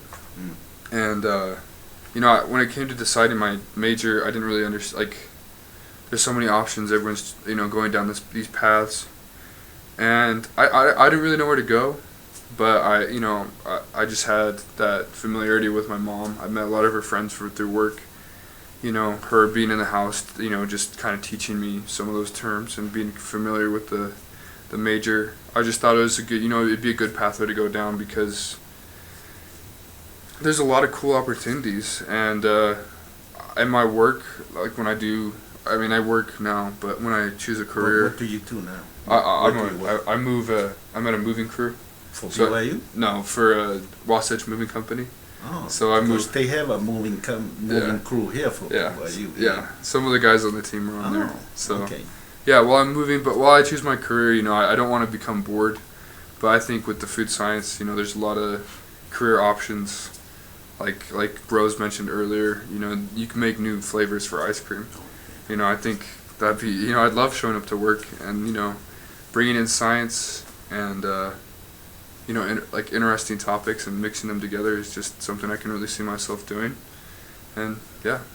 So. That's awesome. I saw the post. So I mentioned in your mom there and said, well, is that the next Dr. Jeffrey? Yeah, maybe. So that's you have that goal right now that you need to set for yourself, and then so when it's time for all of us to go back to the islands, you guys step up. Yeah. And continue the work. Yeah. For sure. So I know you have a lot of things going. What will be an advice you will give, or a few that you give to kids who are coming in straight out of high school, coming in as a freshman? Okay. I think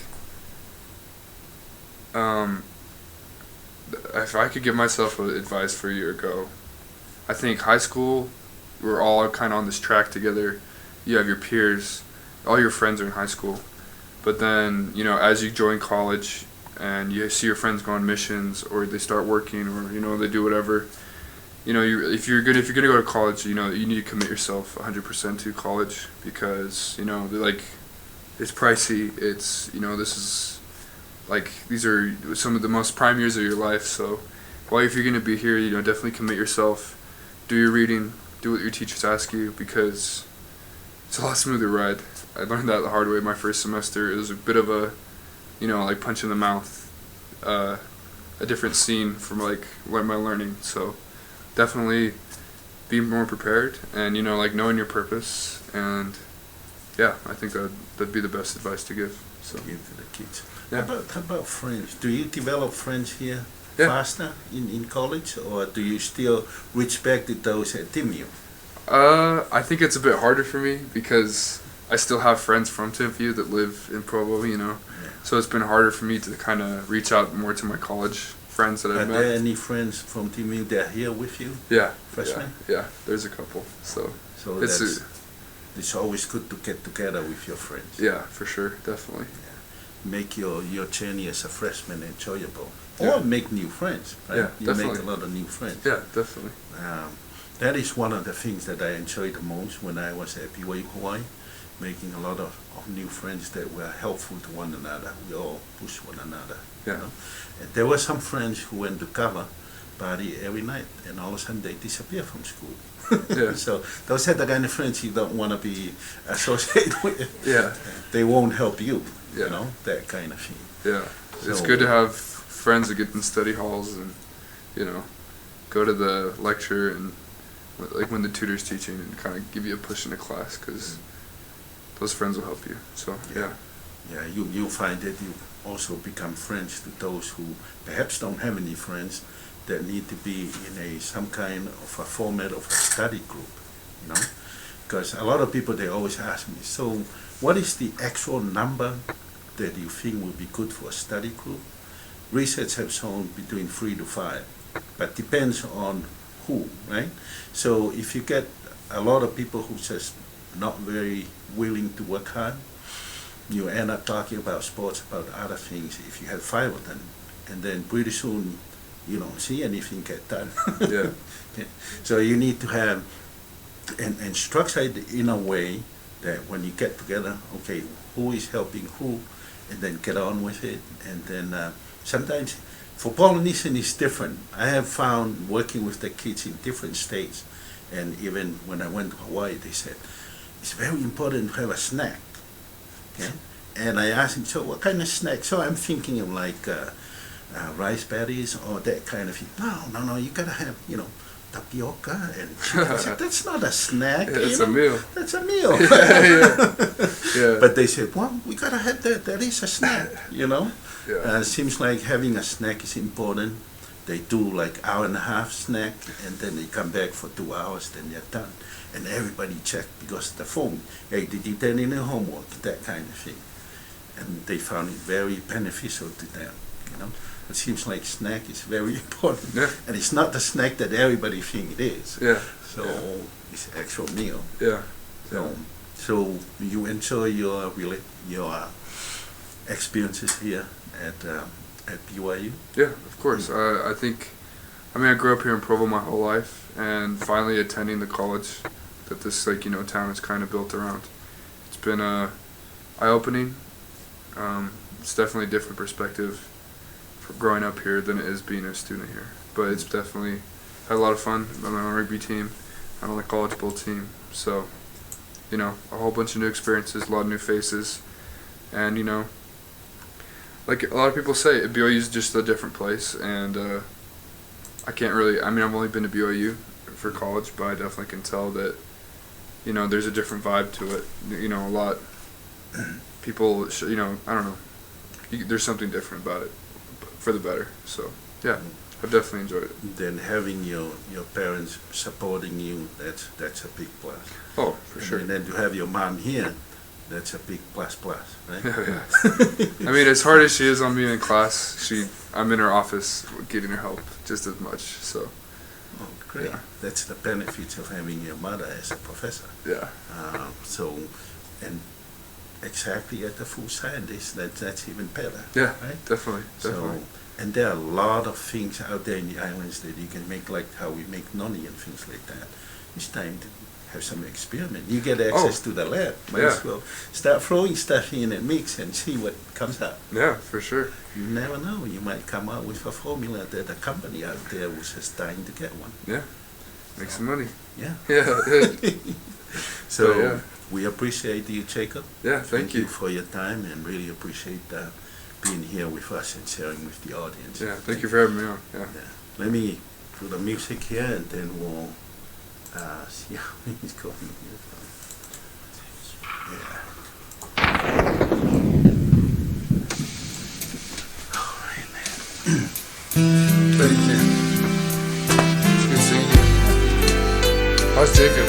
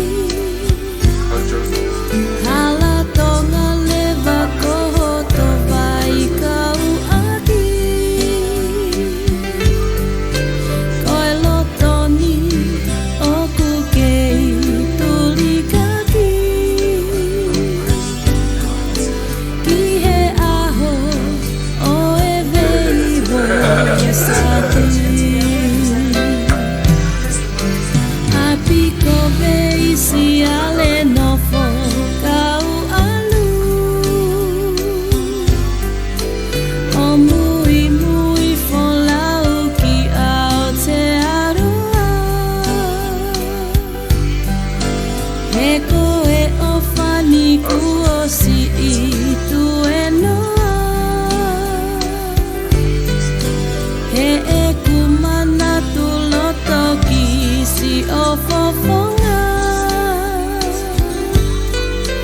Kaku ohoko koto kulanoa Alua koe fina umaka O fai holoto Ho osiuna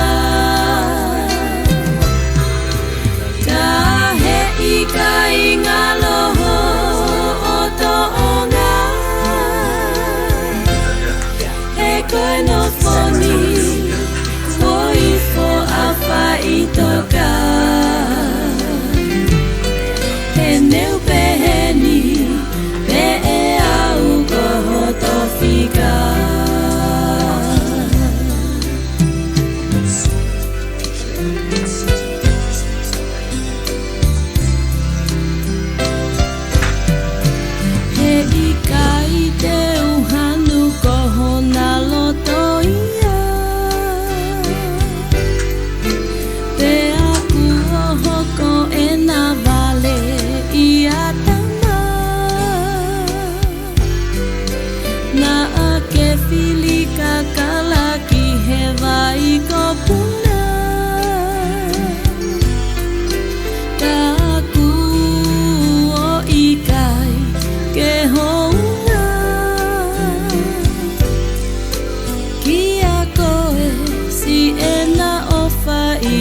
Fofonga Oku hukisi otoma fute funga Fina ue ne ulau kau akia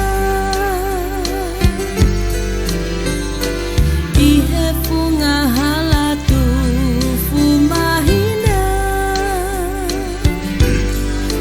Pena ate pehe kohoto falala anga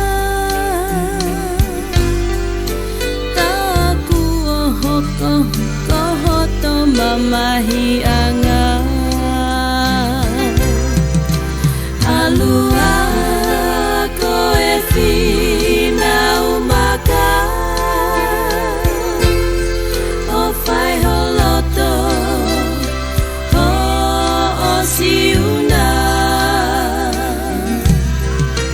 Kahe ika ingaloho oto onga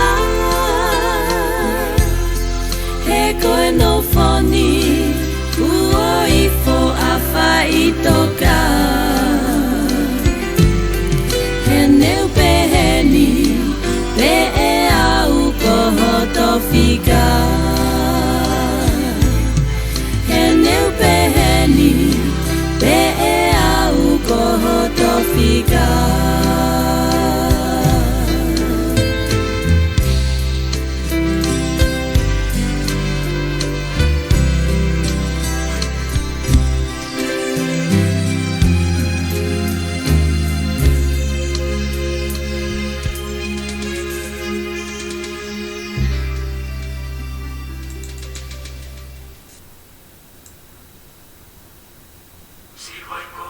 Si vai kolele E pahisio ata Fanga kofie mea Fakalave tala E a moko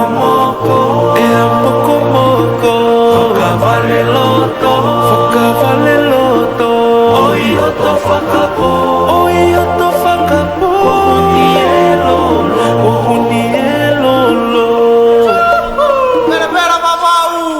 Si vai kolelea E pahisio ata Kona kofi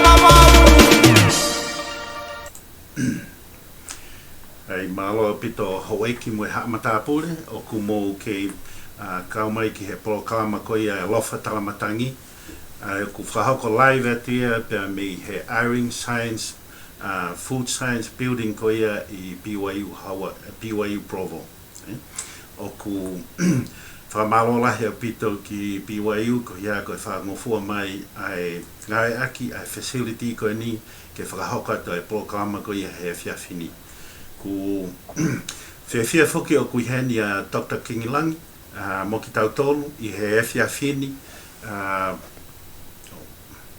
kataki whiawhia pito he whangamari ko he whiawhini ke lawa ki tau kauwhakataha I he polokalama ko ia ai pelula ke mamao pea mo Dr. Kingilangi pea koe fuafua taimi whuki eni ke lava ke stream live mai ai a Dr. Kingilangi ku kamata ke mo'ua o pito e tokoa I he ngahi ngā ue ko ia pea ku whakaukau ke ako a streaming pea ka tak whamore peha o hik maha matapure ka pau ku wai peha a whanki paloparema whaka teknikare ka koe whainga pēni he tainim ke streaming atu a polokalama ai o ko Dr. Kingilangi o kuhano office o naia pea ko au ku I BYU ai o mamao o pito ai whai ko ia kaike ko Dr. Kingilangi ni o kui heni Dr. Lang ka pau ku ke whanonga mai pea ke kataki o tuku mai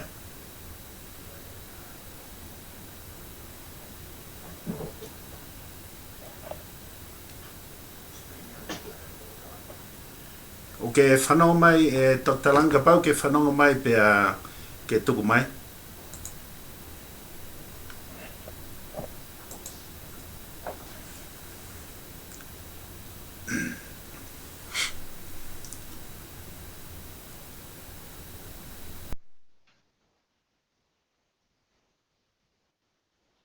tuku mai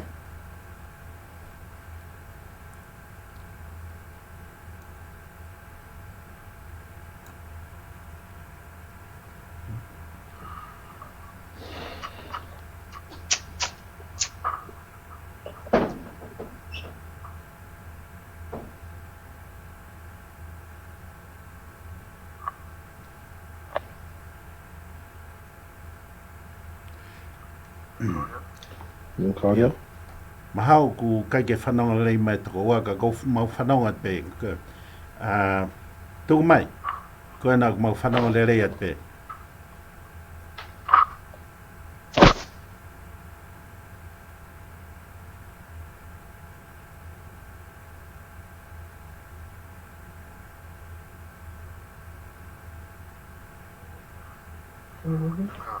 Oh, I cannot.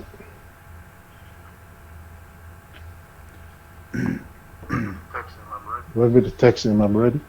okay whanonga mai e Dr. Lang We can hear you, but we can hear you.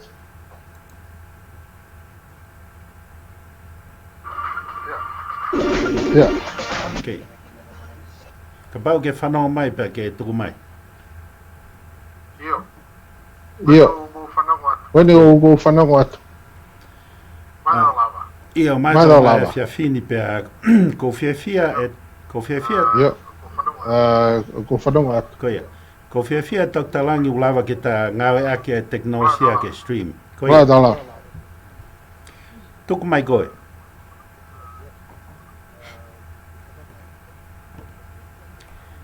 o whanonga mai pe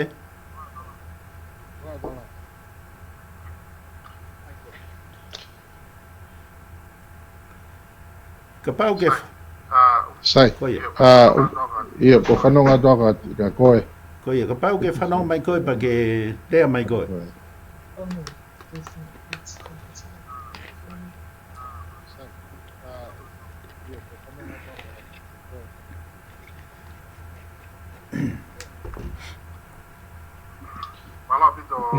Malapito afa whakamari.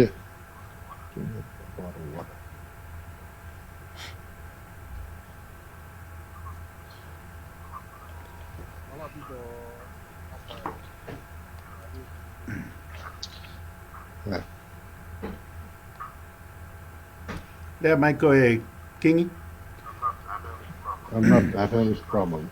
This is not getting through. It's really late. Rea mai koe ka pau ke whanonga mai.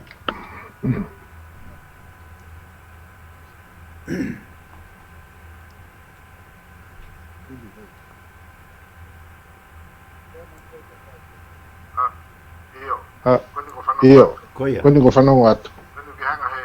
Wenu ki hanga he matapuri ko ni o fix a computer I mean. Ko me pe ki tua I whanonga ko whehu I Iyo, e ki e ai pe, ai ki miniti, ai ki se konsi si I pega sai pe. The problem is because you can feed him from the call, he's just not using the video channel, so his mouth has a deep delay. Because we're watching him, but he's not speaking using the microphone. You can just hear him from the video, not from the call. You cannot hear him because he can hear you, but you can hear him. Oh, how come? It's from his side. It's not our fault. Yeah, very good. Well, I can't talk when he talks. When he talks to me, it's late. There's a delay. The thing is because you are hearing him using the video live, and you can't hear him using the call because his microphone is not working. Like when he speaks, it's not coming. His microphone? Probably. Well, how can we fix it?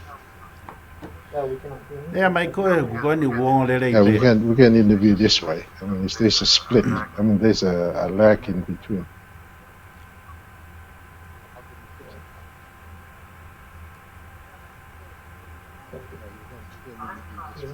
I have tried really tested whatever I find. So his microphone is fine. Like Whose microphone? His microphone. Yeah, what did you tell him? I think he can listen. What?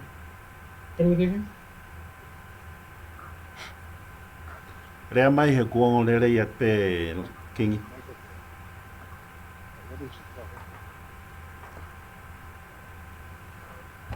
I'm sorry.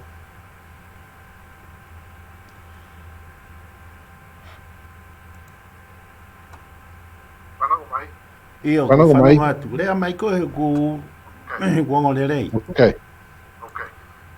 Okay. Malo bit. Okay. Sai. Koe malo bit he whenga mali ko ni ko urea dueni me he ko fisiko ni Orem, Utah.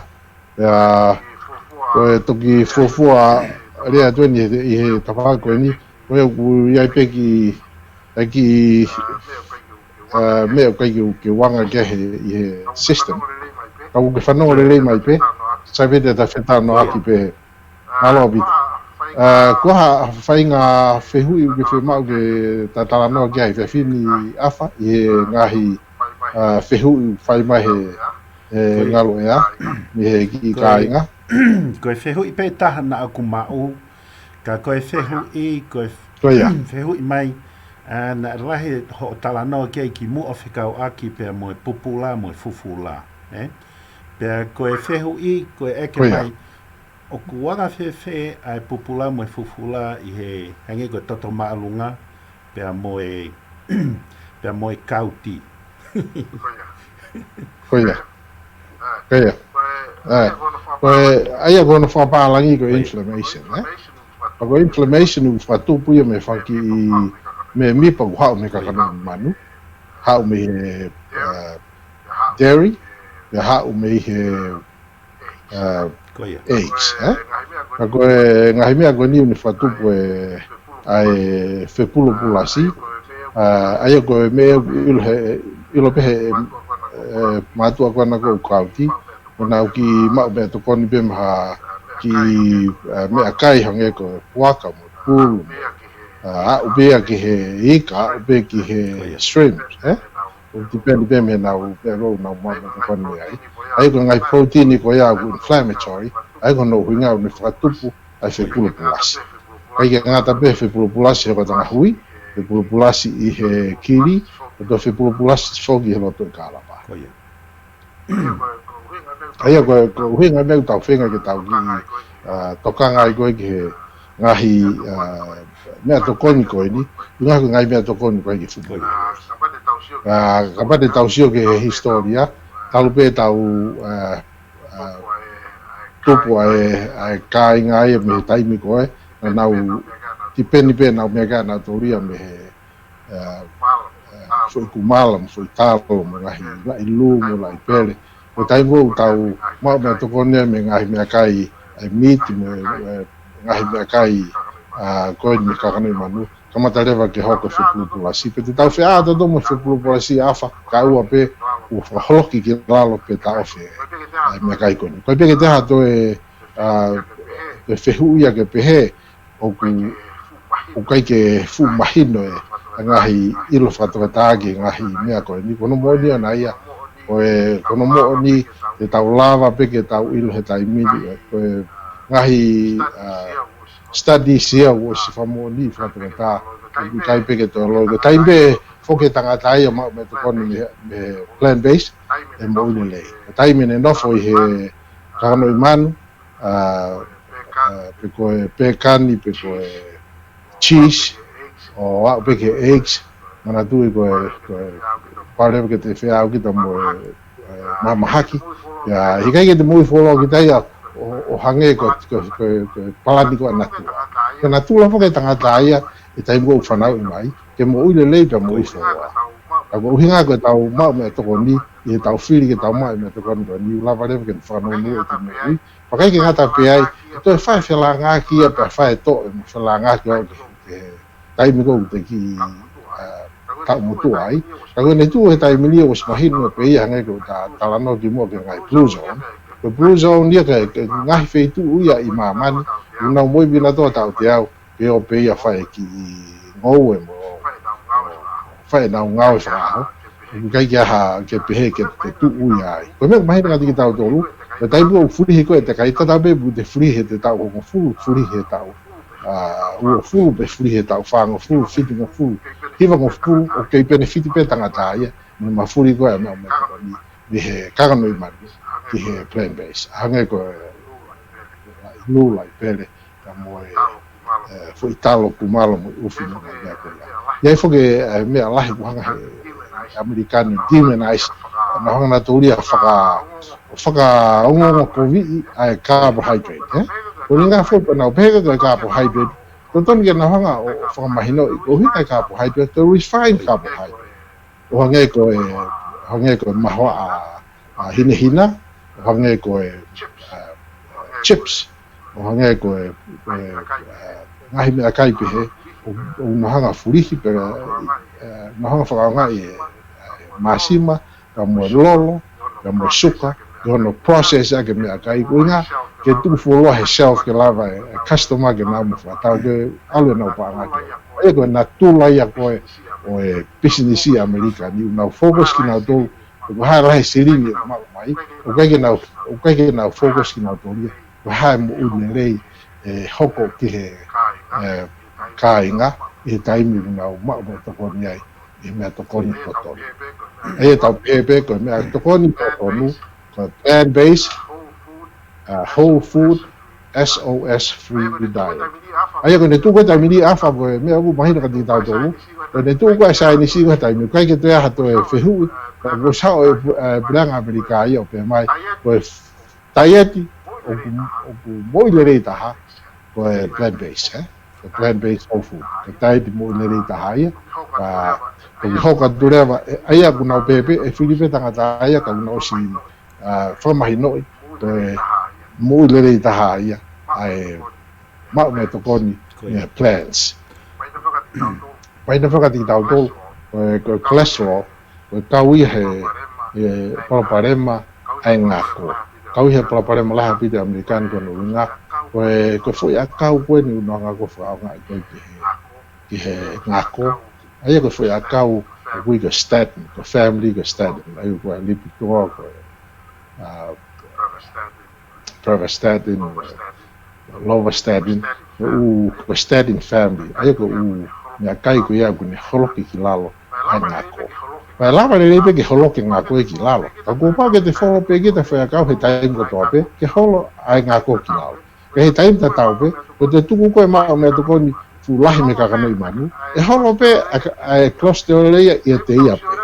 ai ku tau sio leva he taimi de afa ko haleva me te tahanga mui he tau sio ko ke me akai o guia ham ko fe me akai ko e ma o me to koni me ai o ku fonua cholesterol e tau pepe ko ua ki pe ko foi moa ko highest concentration ia cholesterol o ska ta hoko ke u kakano I manu pulu me kuaka mo sipi mo e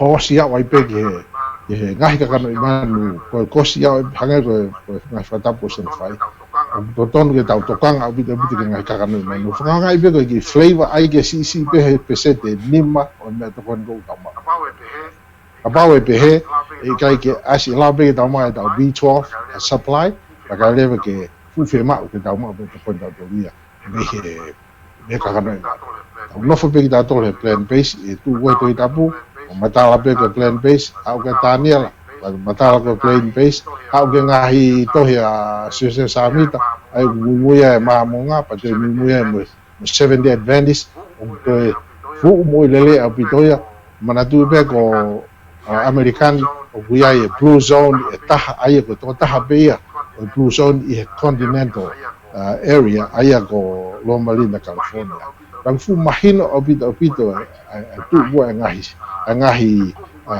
sekumi ko ke mo onyo ngai famatala ko ni ko ne tu heta mini ta pe ke te ai ko me ko kai ke te ha te fu ko me ko ta fi mau afa heta ngahi fetala no aki ke mahino pe ke ki kai nga ko tu unga ko heta mini kai ke te ai ha fe hu pe ha to ta hai fe hu o fukawaki kamo mahu inga koe whole food plant based ke mo uilele at ang ata mo fe fine o bege fangi fa now ya ko pe now te fa ngai pe ai kakano I manu tau pe sete ni ma fai ki lalo fa ngai pe ki flavor e tai ta tau pe tau foku pe ke plant based ba wa he pita pito a kau spoti he tai midi o ke kau aka pulu o ke kau lere o ke kau hiki me mafa no foku na tolo plant based o ko fe fe kana pe ki na tolo ko e fuga tai me tau pe o te tau ma me to kono ke karne I manu ke tau ma tau wiwi I foi he ia ta ha la ke tau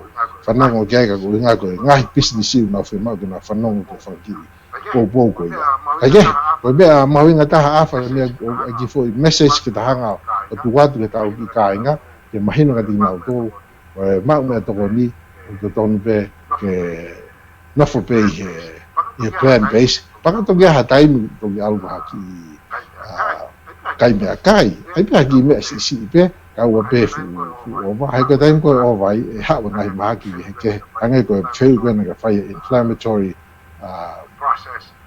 process I ga ta faki ke ko vinga pe ko ma me to ko ni me ka kana I ma ni ai areva e totalangi ko whamatala o hange o kuiai me akai o tonga te kai o hike tuhi whai ai pupula mo e fufula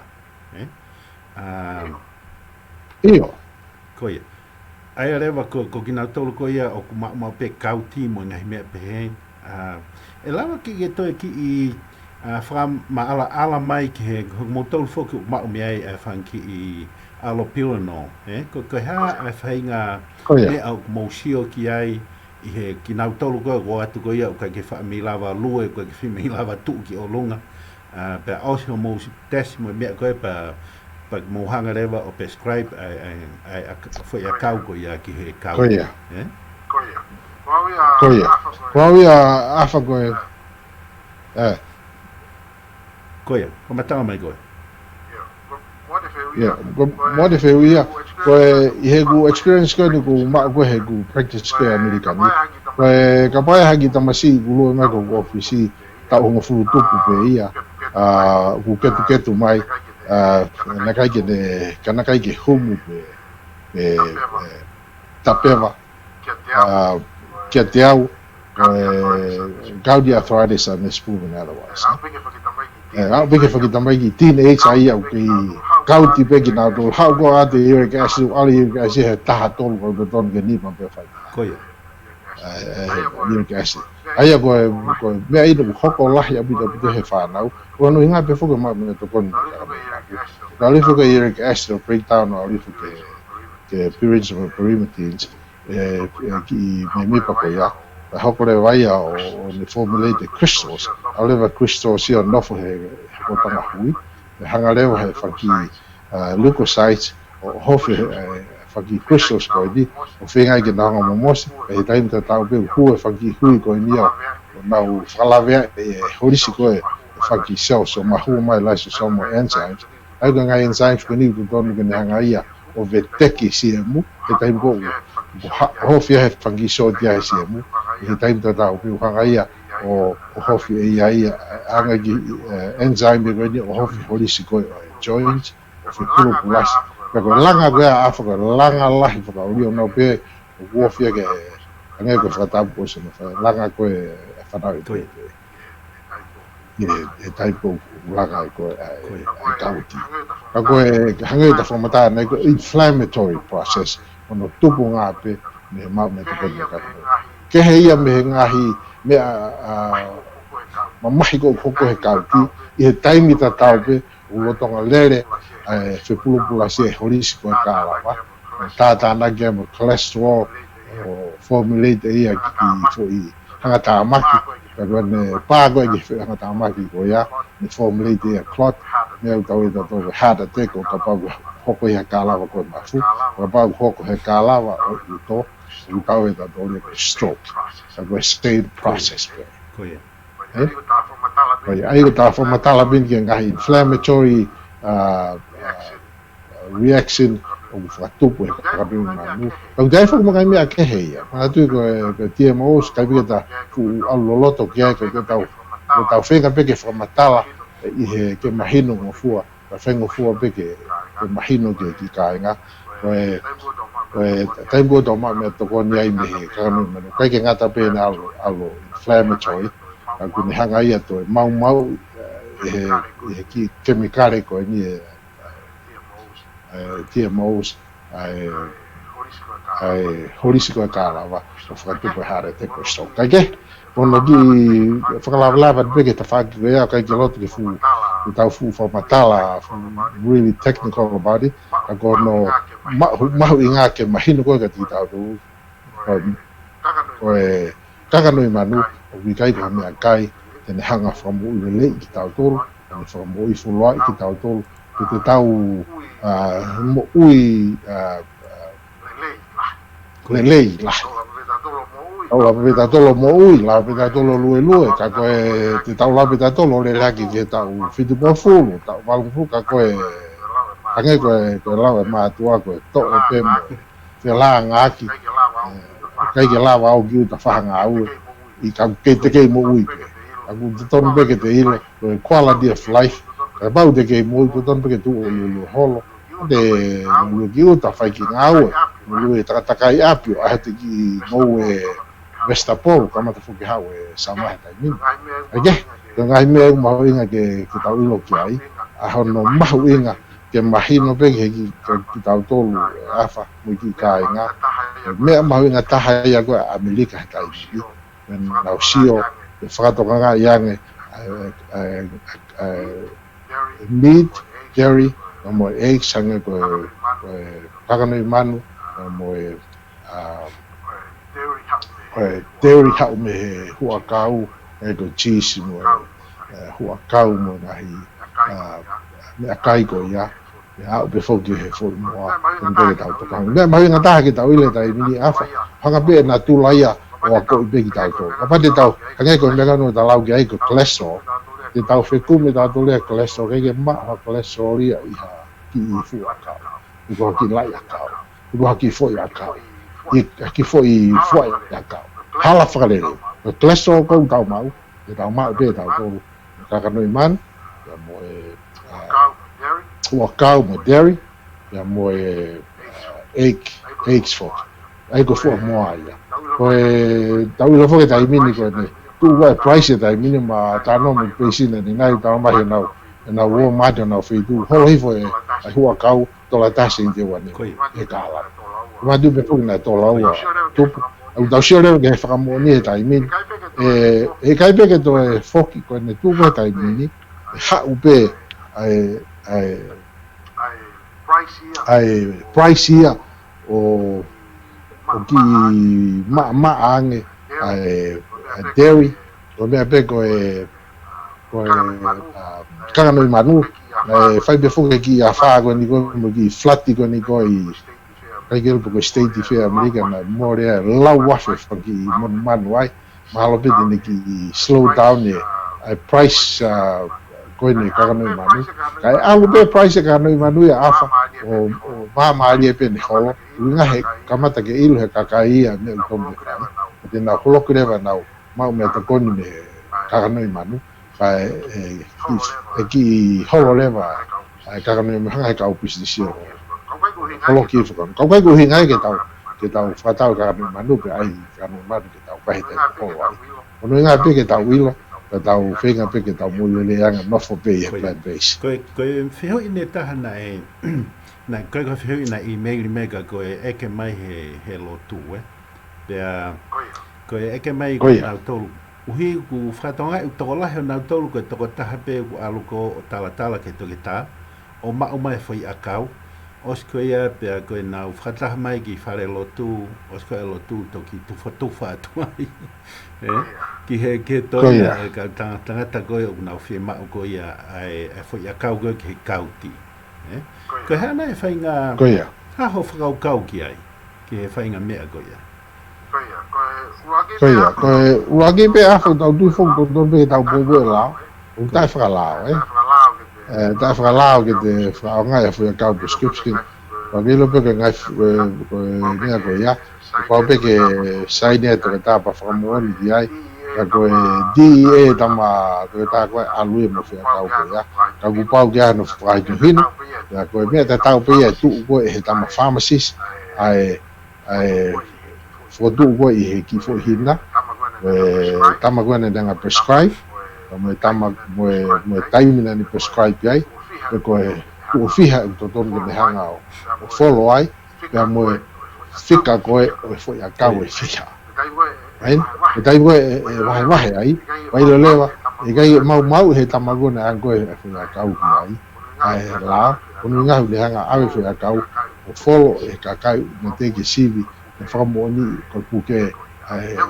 ko ia nengo be ka pa na fa fo pe he tai mta pe ya ka pe ka ko nga ko ta fa la o ke lava ke ha po fa ina fo ma ko ia ko lo pe we ki money savings wa tu pe ki fo ya ka o ka he tai mta ta pe ya fa ku ma tu ali ibuprofen 200 milligrams okay ma pe over the counter so ke foi a kau go Zyrtec loratadine ma uia hanga ko fofo no ki hives ko kili ke ma pe ki tai o counter tala pe o lau pe te ilo bugo pe te lau te ilo kau e tai pe tau we mana tu o tap fra lau te hanga o foka te foi a kau na mai to ta ya no fai na fuma fai to a mahaki tanga kita share mo tamata ai arewa ko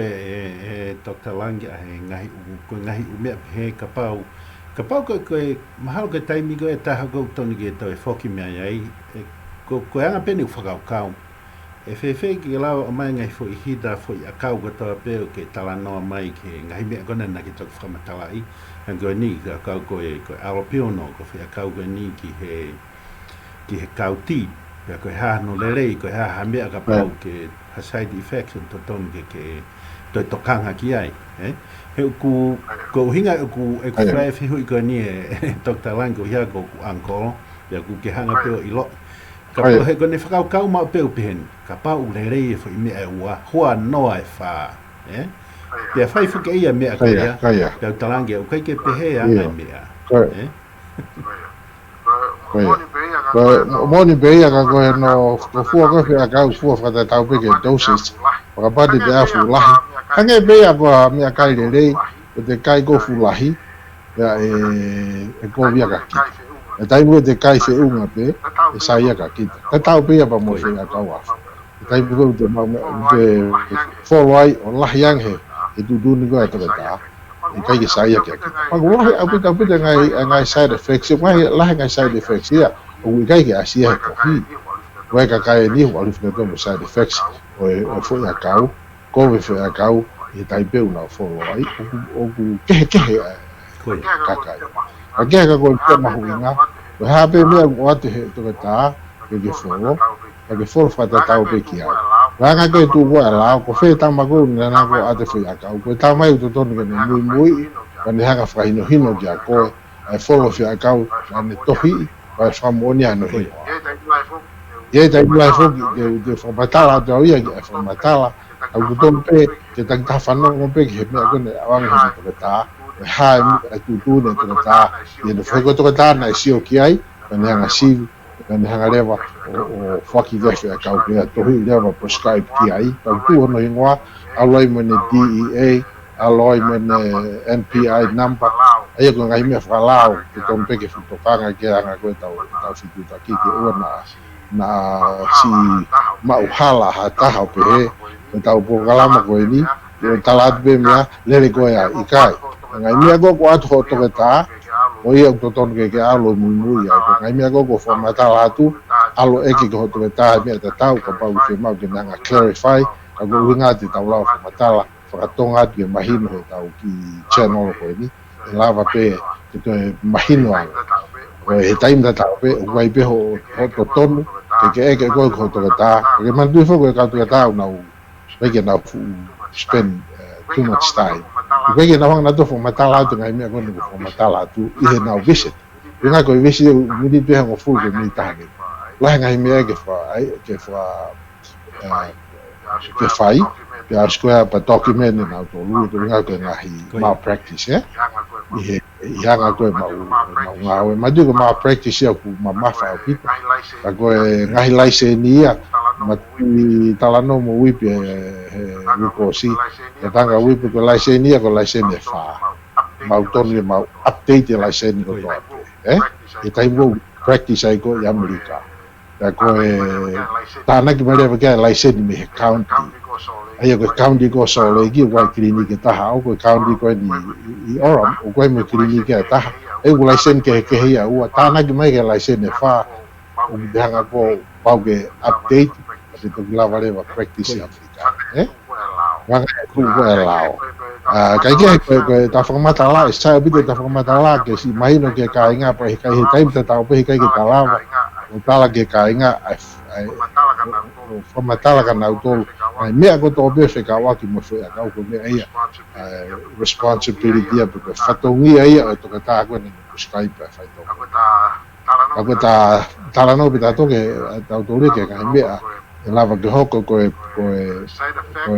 side effect very pe ia de ka kai ko to pe ia ta mai ta ai de follow ia fe ka o sai ai vai ta mai ta de follow fe ka o reaction ia ki ai ko me ta tu be fe ka o follow apo ta he to ta ka pa wa ha ki o ngoi go si no ki o ngoi ha fa hinga me ape ki langa ko ha ki very ko no ma na wa ka fe ka o ta ge no te su ko ga ke ta nga ke fa ta to o na ke o ngai me ko ni ka ke hoko tu pe fa tu ta makia ye mo pe ko no ta fu ke to le rei ai anga vai I he paenga LETIO VAKE TALI FOLAU ko fai he taurea pe e lava to fai e fehu he taurea pe lava leva to e whakalalahi angiai pe ko to le rei angiai a fe mahino aki he ko manatu I ngai family ni he o kunau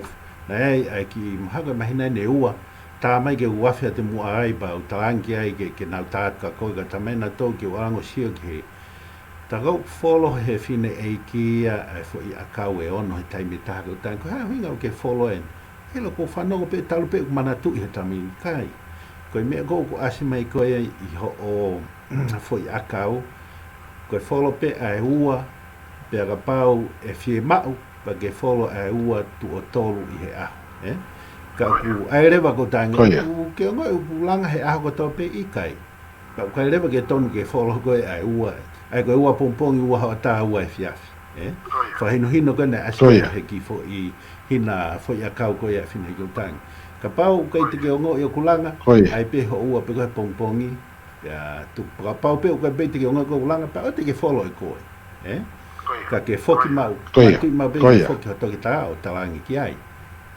ai au tatau ia pe mo vahe vahe ka ko tang mau pe ka nau tau po ange mau pe ho fika ke nau ta ka koe pe te nau to sio atu ka koe Koia. ka po te ke tuku mai ho Koia, o koe be ho o hinga be. ni ki ka taki tuku mai ho taimi ko na pe mo aho ko ia o kliniki ko olomu mo taimi mo aho o ku ke he kliniki ko i soreki Soleki, Koe monite pulelulu flight te tokonaki. O go i Soleki. I he Hongofulu. koia Ke tolu. Eko monite pulelulu flight mo tokonaki. Eko Hongofulu o ngipongi. I he tolu o e fiafi. Koe kliniko ni koe orom. O ko heni behe foi aha e ua. Aia ko tūsite, mo tu apule lulu, aia ko heni i he honga fulu, o lere ai be, o au ke he ua, o ki break, o ia ki kalasi computer he laiperi povo, me he ua ke tolu, me he ua, I'm sorry, me he ua ke nima, o pau ke toe ka o peisini te foki mawha au se ko nofu pe foki pro. Keiso aia ko tūsite ia mo tu apule.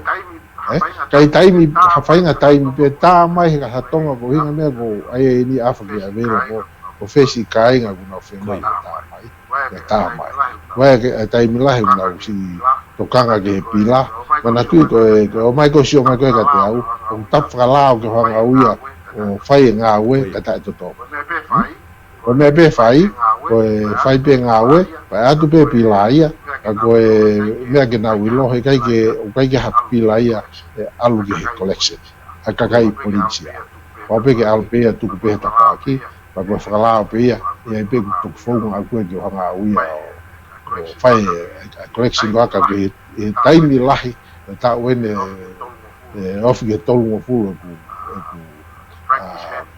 practice heni i tāni tikai pe ke ave ha policia ta o ki policia pe ta na ki ngalo na ki heo ave ya hau ki policia ka o ta mai ko fai pe to he ave judge fa foki mai leva judge ya hau pe ki policia ko ya ta pe ke ki ta pe o ka pa ki ne lava o ka pa ki ne lava ko ne ngata kai ki do ada uia e ta to nga he ko ki fa la uia mo nga ma tu ko i he whainga area kone service, o peke whai te service, wai pe charge ka, wai pe discount, Polynesian discount, ma ulahe ka, wha mua ka whisi ka o tonga, ka he taim ta tau pe, ka taim ku nau si whainga ta ia, kai ka hasi a pila a ki whamahaki.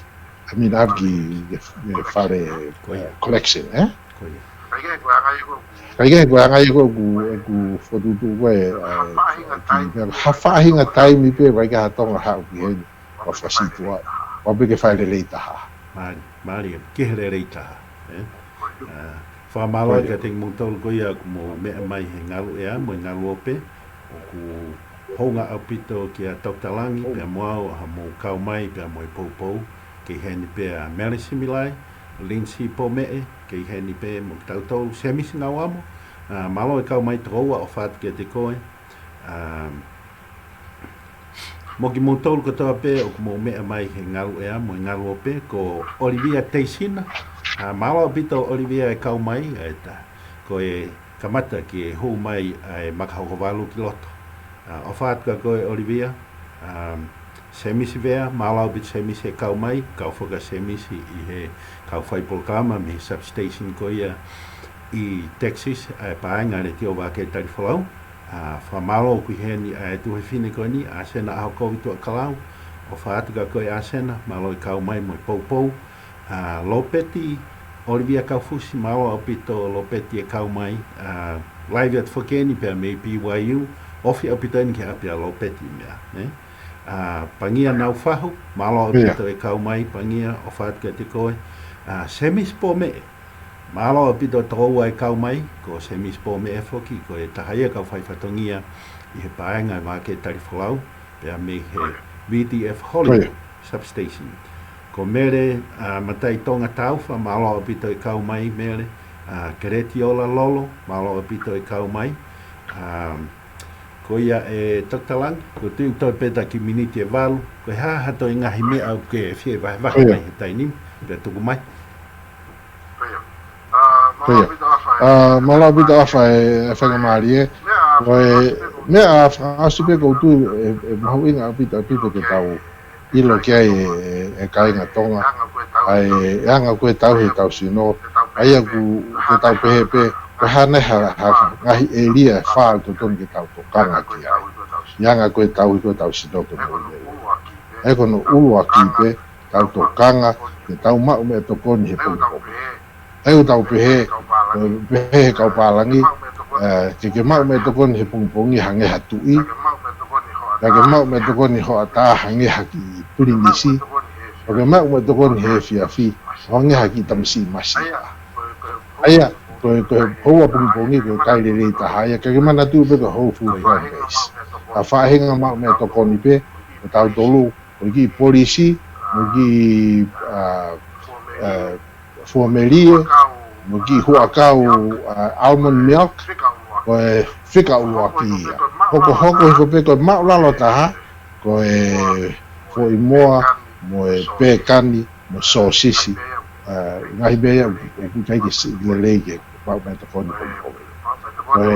ba to kon ho ta pe ke wa fula ya ngai ko tau me lau ko de afata ngai fa matala ki mo ai pe ku be fish de sio pe ko la ya ko amount go ke mana dio ko ke kau heni fruits mo vegetable fruits mo vegetable le be ke me vai ha ite malapa kai fi leva tokanga be ke kai fi plant based whole food plant based ai me vai te inu pong inu fa ta inu fi mana tu ke ha ki fo akau ta he aho at least ko me mahuinga ya ke te aya ko pongi ko breakfast pag te tokanga pito mahuinga ya ua ki ai pag te tokanga ki te exercise ko pag ke te exercise ku otolu I he wike do tonu pe ke lele ke minite tolu no ke fa no aya ko lue te aka pascala I loto fare te lue pe loto fare kai ke pe ke ngau ha to muscles pa te lue na uilo ko te fai me fa mai sino minite fa ngo fu ku otolu I he wike ku kauia ke no fale le memory te mana tokanga leva ke te exercise mo diet mana tu ko diet ko whole food plant based diet fa mama me ngahi me tokoni kakano manu ko ki flavor si aya ko fa si leva ke te tokanga ke te mohe ho valu fa nau e valu e fiafi mohe tai ko kai ke mohe fa nau o na nofu ko he nau fangaki computer telefoni ko me au hoko kai ke leia ke tau mental health the lahi anxiety and depression e fakita mai ki e fai na ko ya aya ko mohe ko kaila lahi mohe ho fu ya to aha ke o no pong fai ki from sin ke ki breakfast ko ki equation ko ya but that equation BEDS equals 80%, meaning 80% of your good health is based on these four things. Eat less, move more, exercise, stress less, and love more. Ai ko ngai me fa to ton jo mai ka to ia ke ta fa ngai. Ya mana tu ko ne tu he tai ni toko la he apita ka kai amerikani no fo ake ngai tau ko ni tau to ton ke tau no fo ke kau to ngai information ko ni ta tala no gai afa information all apita ya ko ne ngo pe ne fai ma he tai ni ko ko ni tu ko he tai ni ko ke ta ha te fe ko kai ke ta ha to fa hinga fo ke tau to sio o ki foki me tunga ko ni tunga ko ni un tawilo ko 5 blue zones ni na do na ma me to ko ni plant base si au pita ka no manu pa de na lava leva ke na mo ui foloa mo ui lele ka si cancer si heart attack si stroke mo ngahi mahaki ke arthritis ka mo kauti mo ngahi mahaki inflammatory pehe wa ubeke autoimmune diseases na ui le tai ke ko bottom line ka ko ako naki whakaasi mo kātaki nofo mabehe ma me toko ni mo whanga kui he tai koe te mo lele ya tau tōma ki Amerikani we're gonna eat like Americans we live like Americans we'll die like Americans aia ko lau wafe heart attack mo stroke every day we kai ki tau mo lele nga Amerikani ha te whono ika kata to he whono mama ki taha we ngā fok ke tau mau me toko ai ke te mahino beke ki ka inga afa yanga ta focus eta ki emphasis ta focus pe i kakadoi manu ke whakasisi ka whakalahi plan base ke tau mea kai tonga mea kai lele tahaia no fuki ai taimi ki hao sama ai e tau whakaki ngoue lele fuki tau Rihan Alumni Association hene afa i Utah County e whae tau ngahi POLOKALAMA teu ke he tau ahu wanima o siulai e tau ni whae e whakahoko e tau ki matematonga tournament ka asuka pa whae tau hula e ko hula i gym e tolu ko youth ka mo e young single adults mo e adults Oia pe ki whae ki angonga atu i he whainga maare ko ni ane ngoia e kainga o whātua ki mo tō o whapeke tau nofu mau i he whole food plant-based SOS free diet ke tau mui lele pa tau mui whoroa ka si anga maha maki anga ko diabetes, hypertension, high cholesterol mga autoimmune diseases, arthritis, gout mga he mahaki ko Koe malo pito toktalang, pia malo pito hoei ki maha mata pule ha mo mea mai ki he lofa tama matangi, pia mo e pelu la ke mamao i he fiafi whakakoloa koe ni, whakatawangi ke mo mao ha he fiafi lelei, pia mo ngai whamiri, ka mo mea kua os he tau taimi. O whaat ka te mo tolu, o whalahayat ki mo ngai fofonga. Malo pito. Mono wha.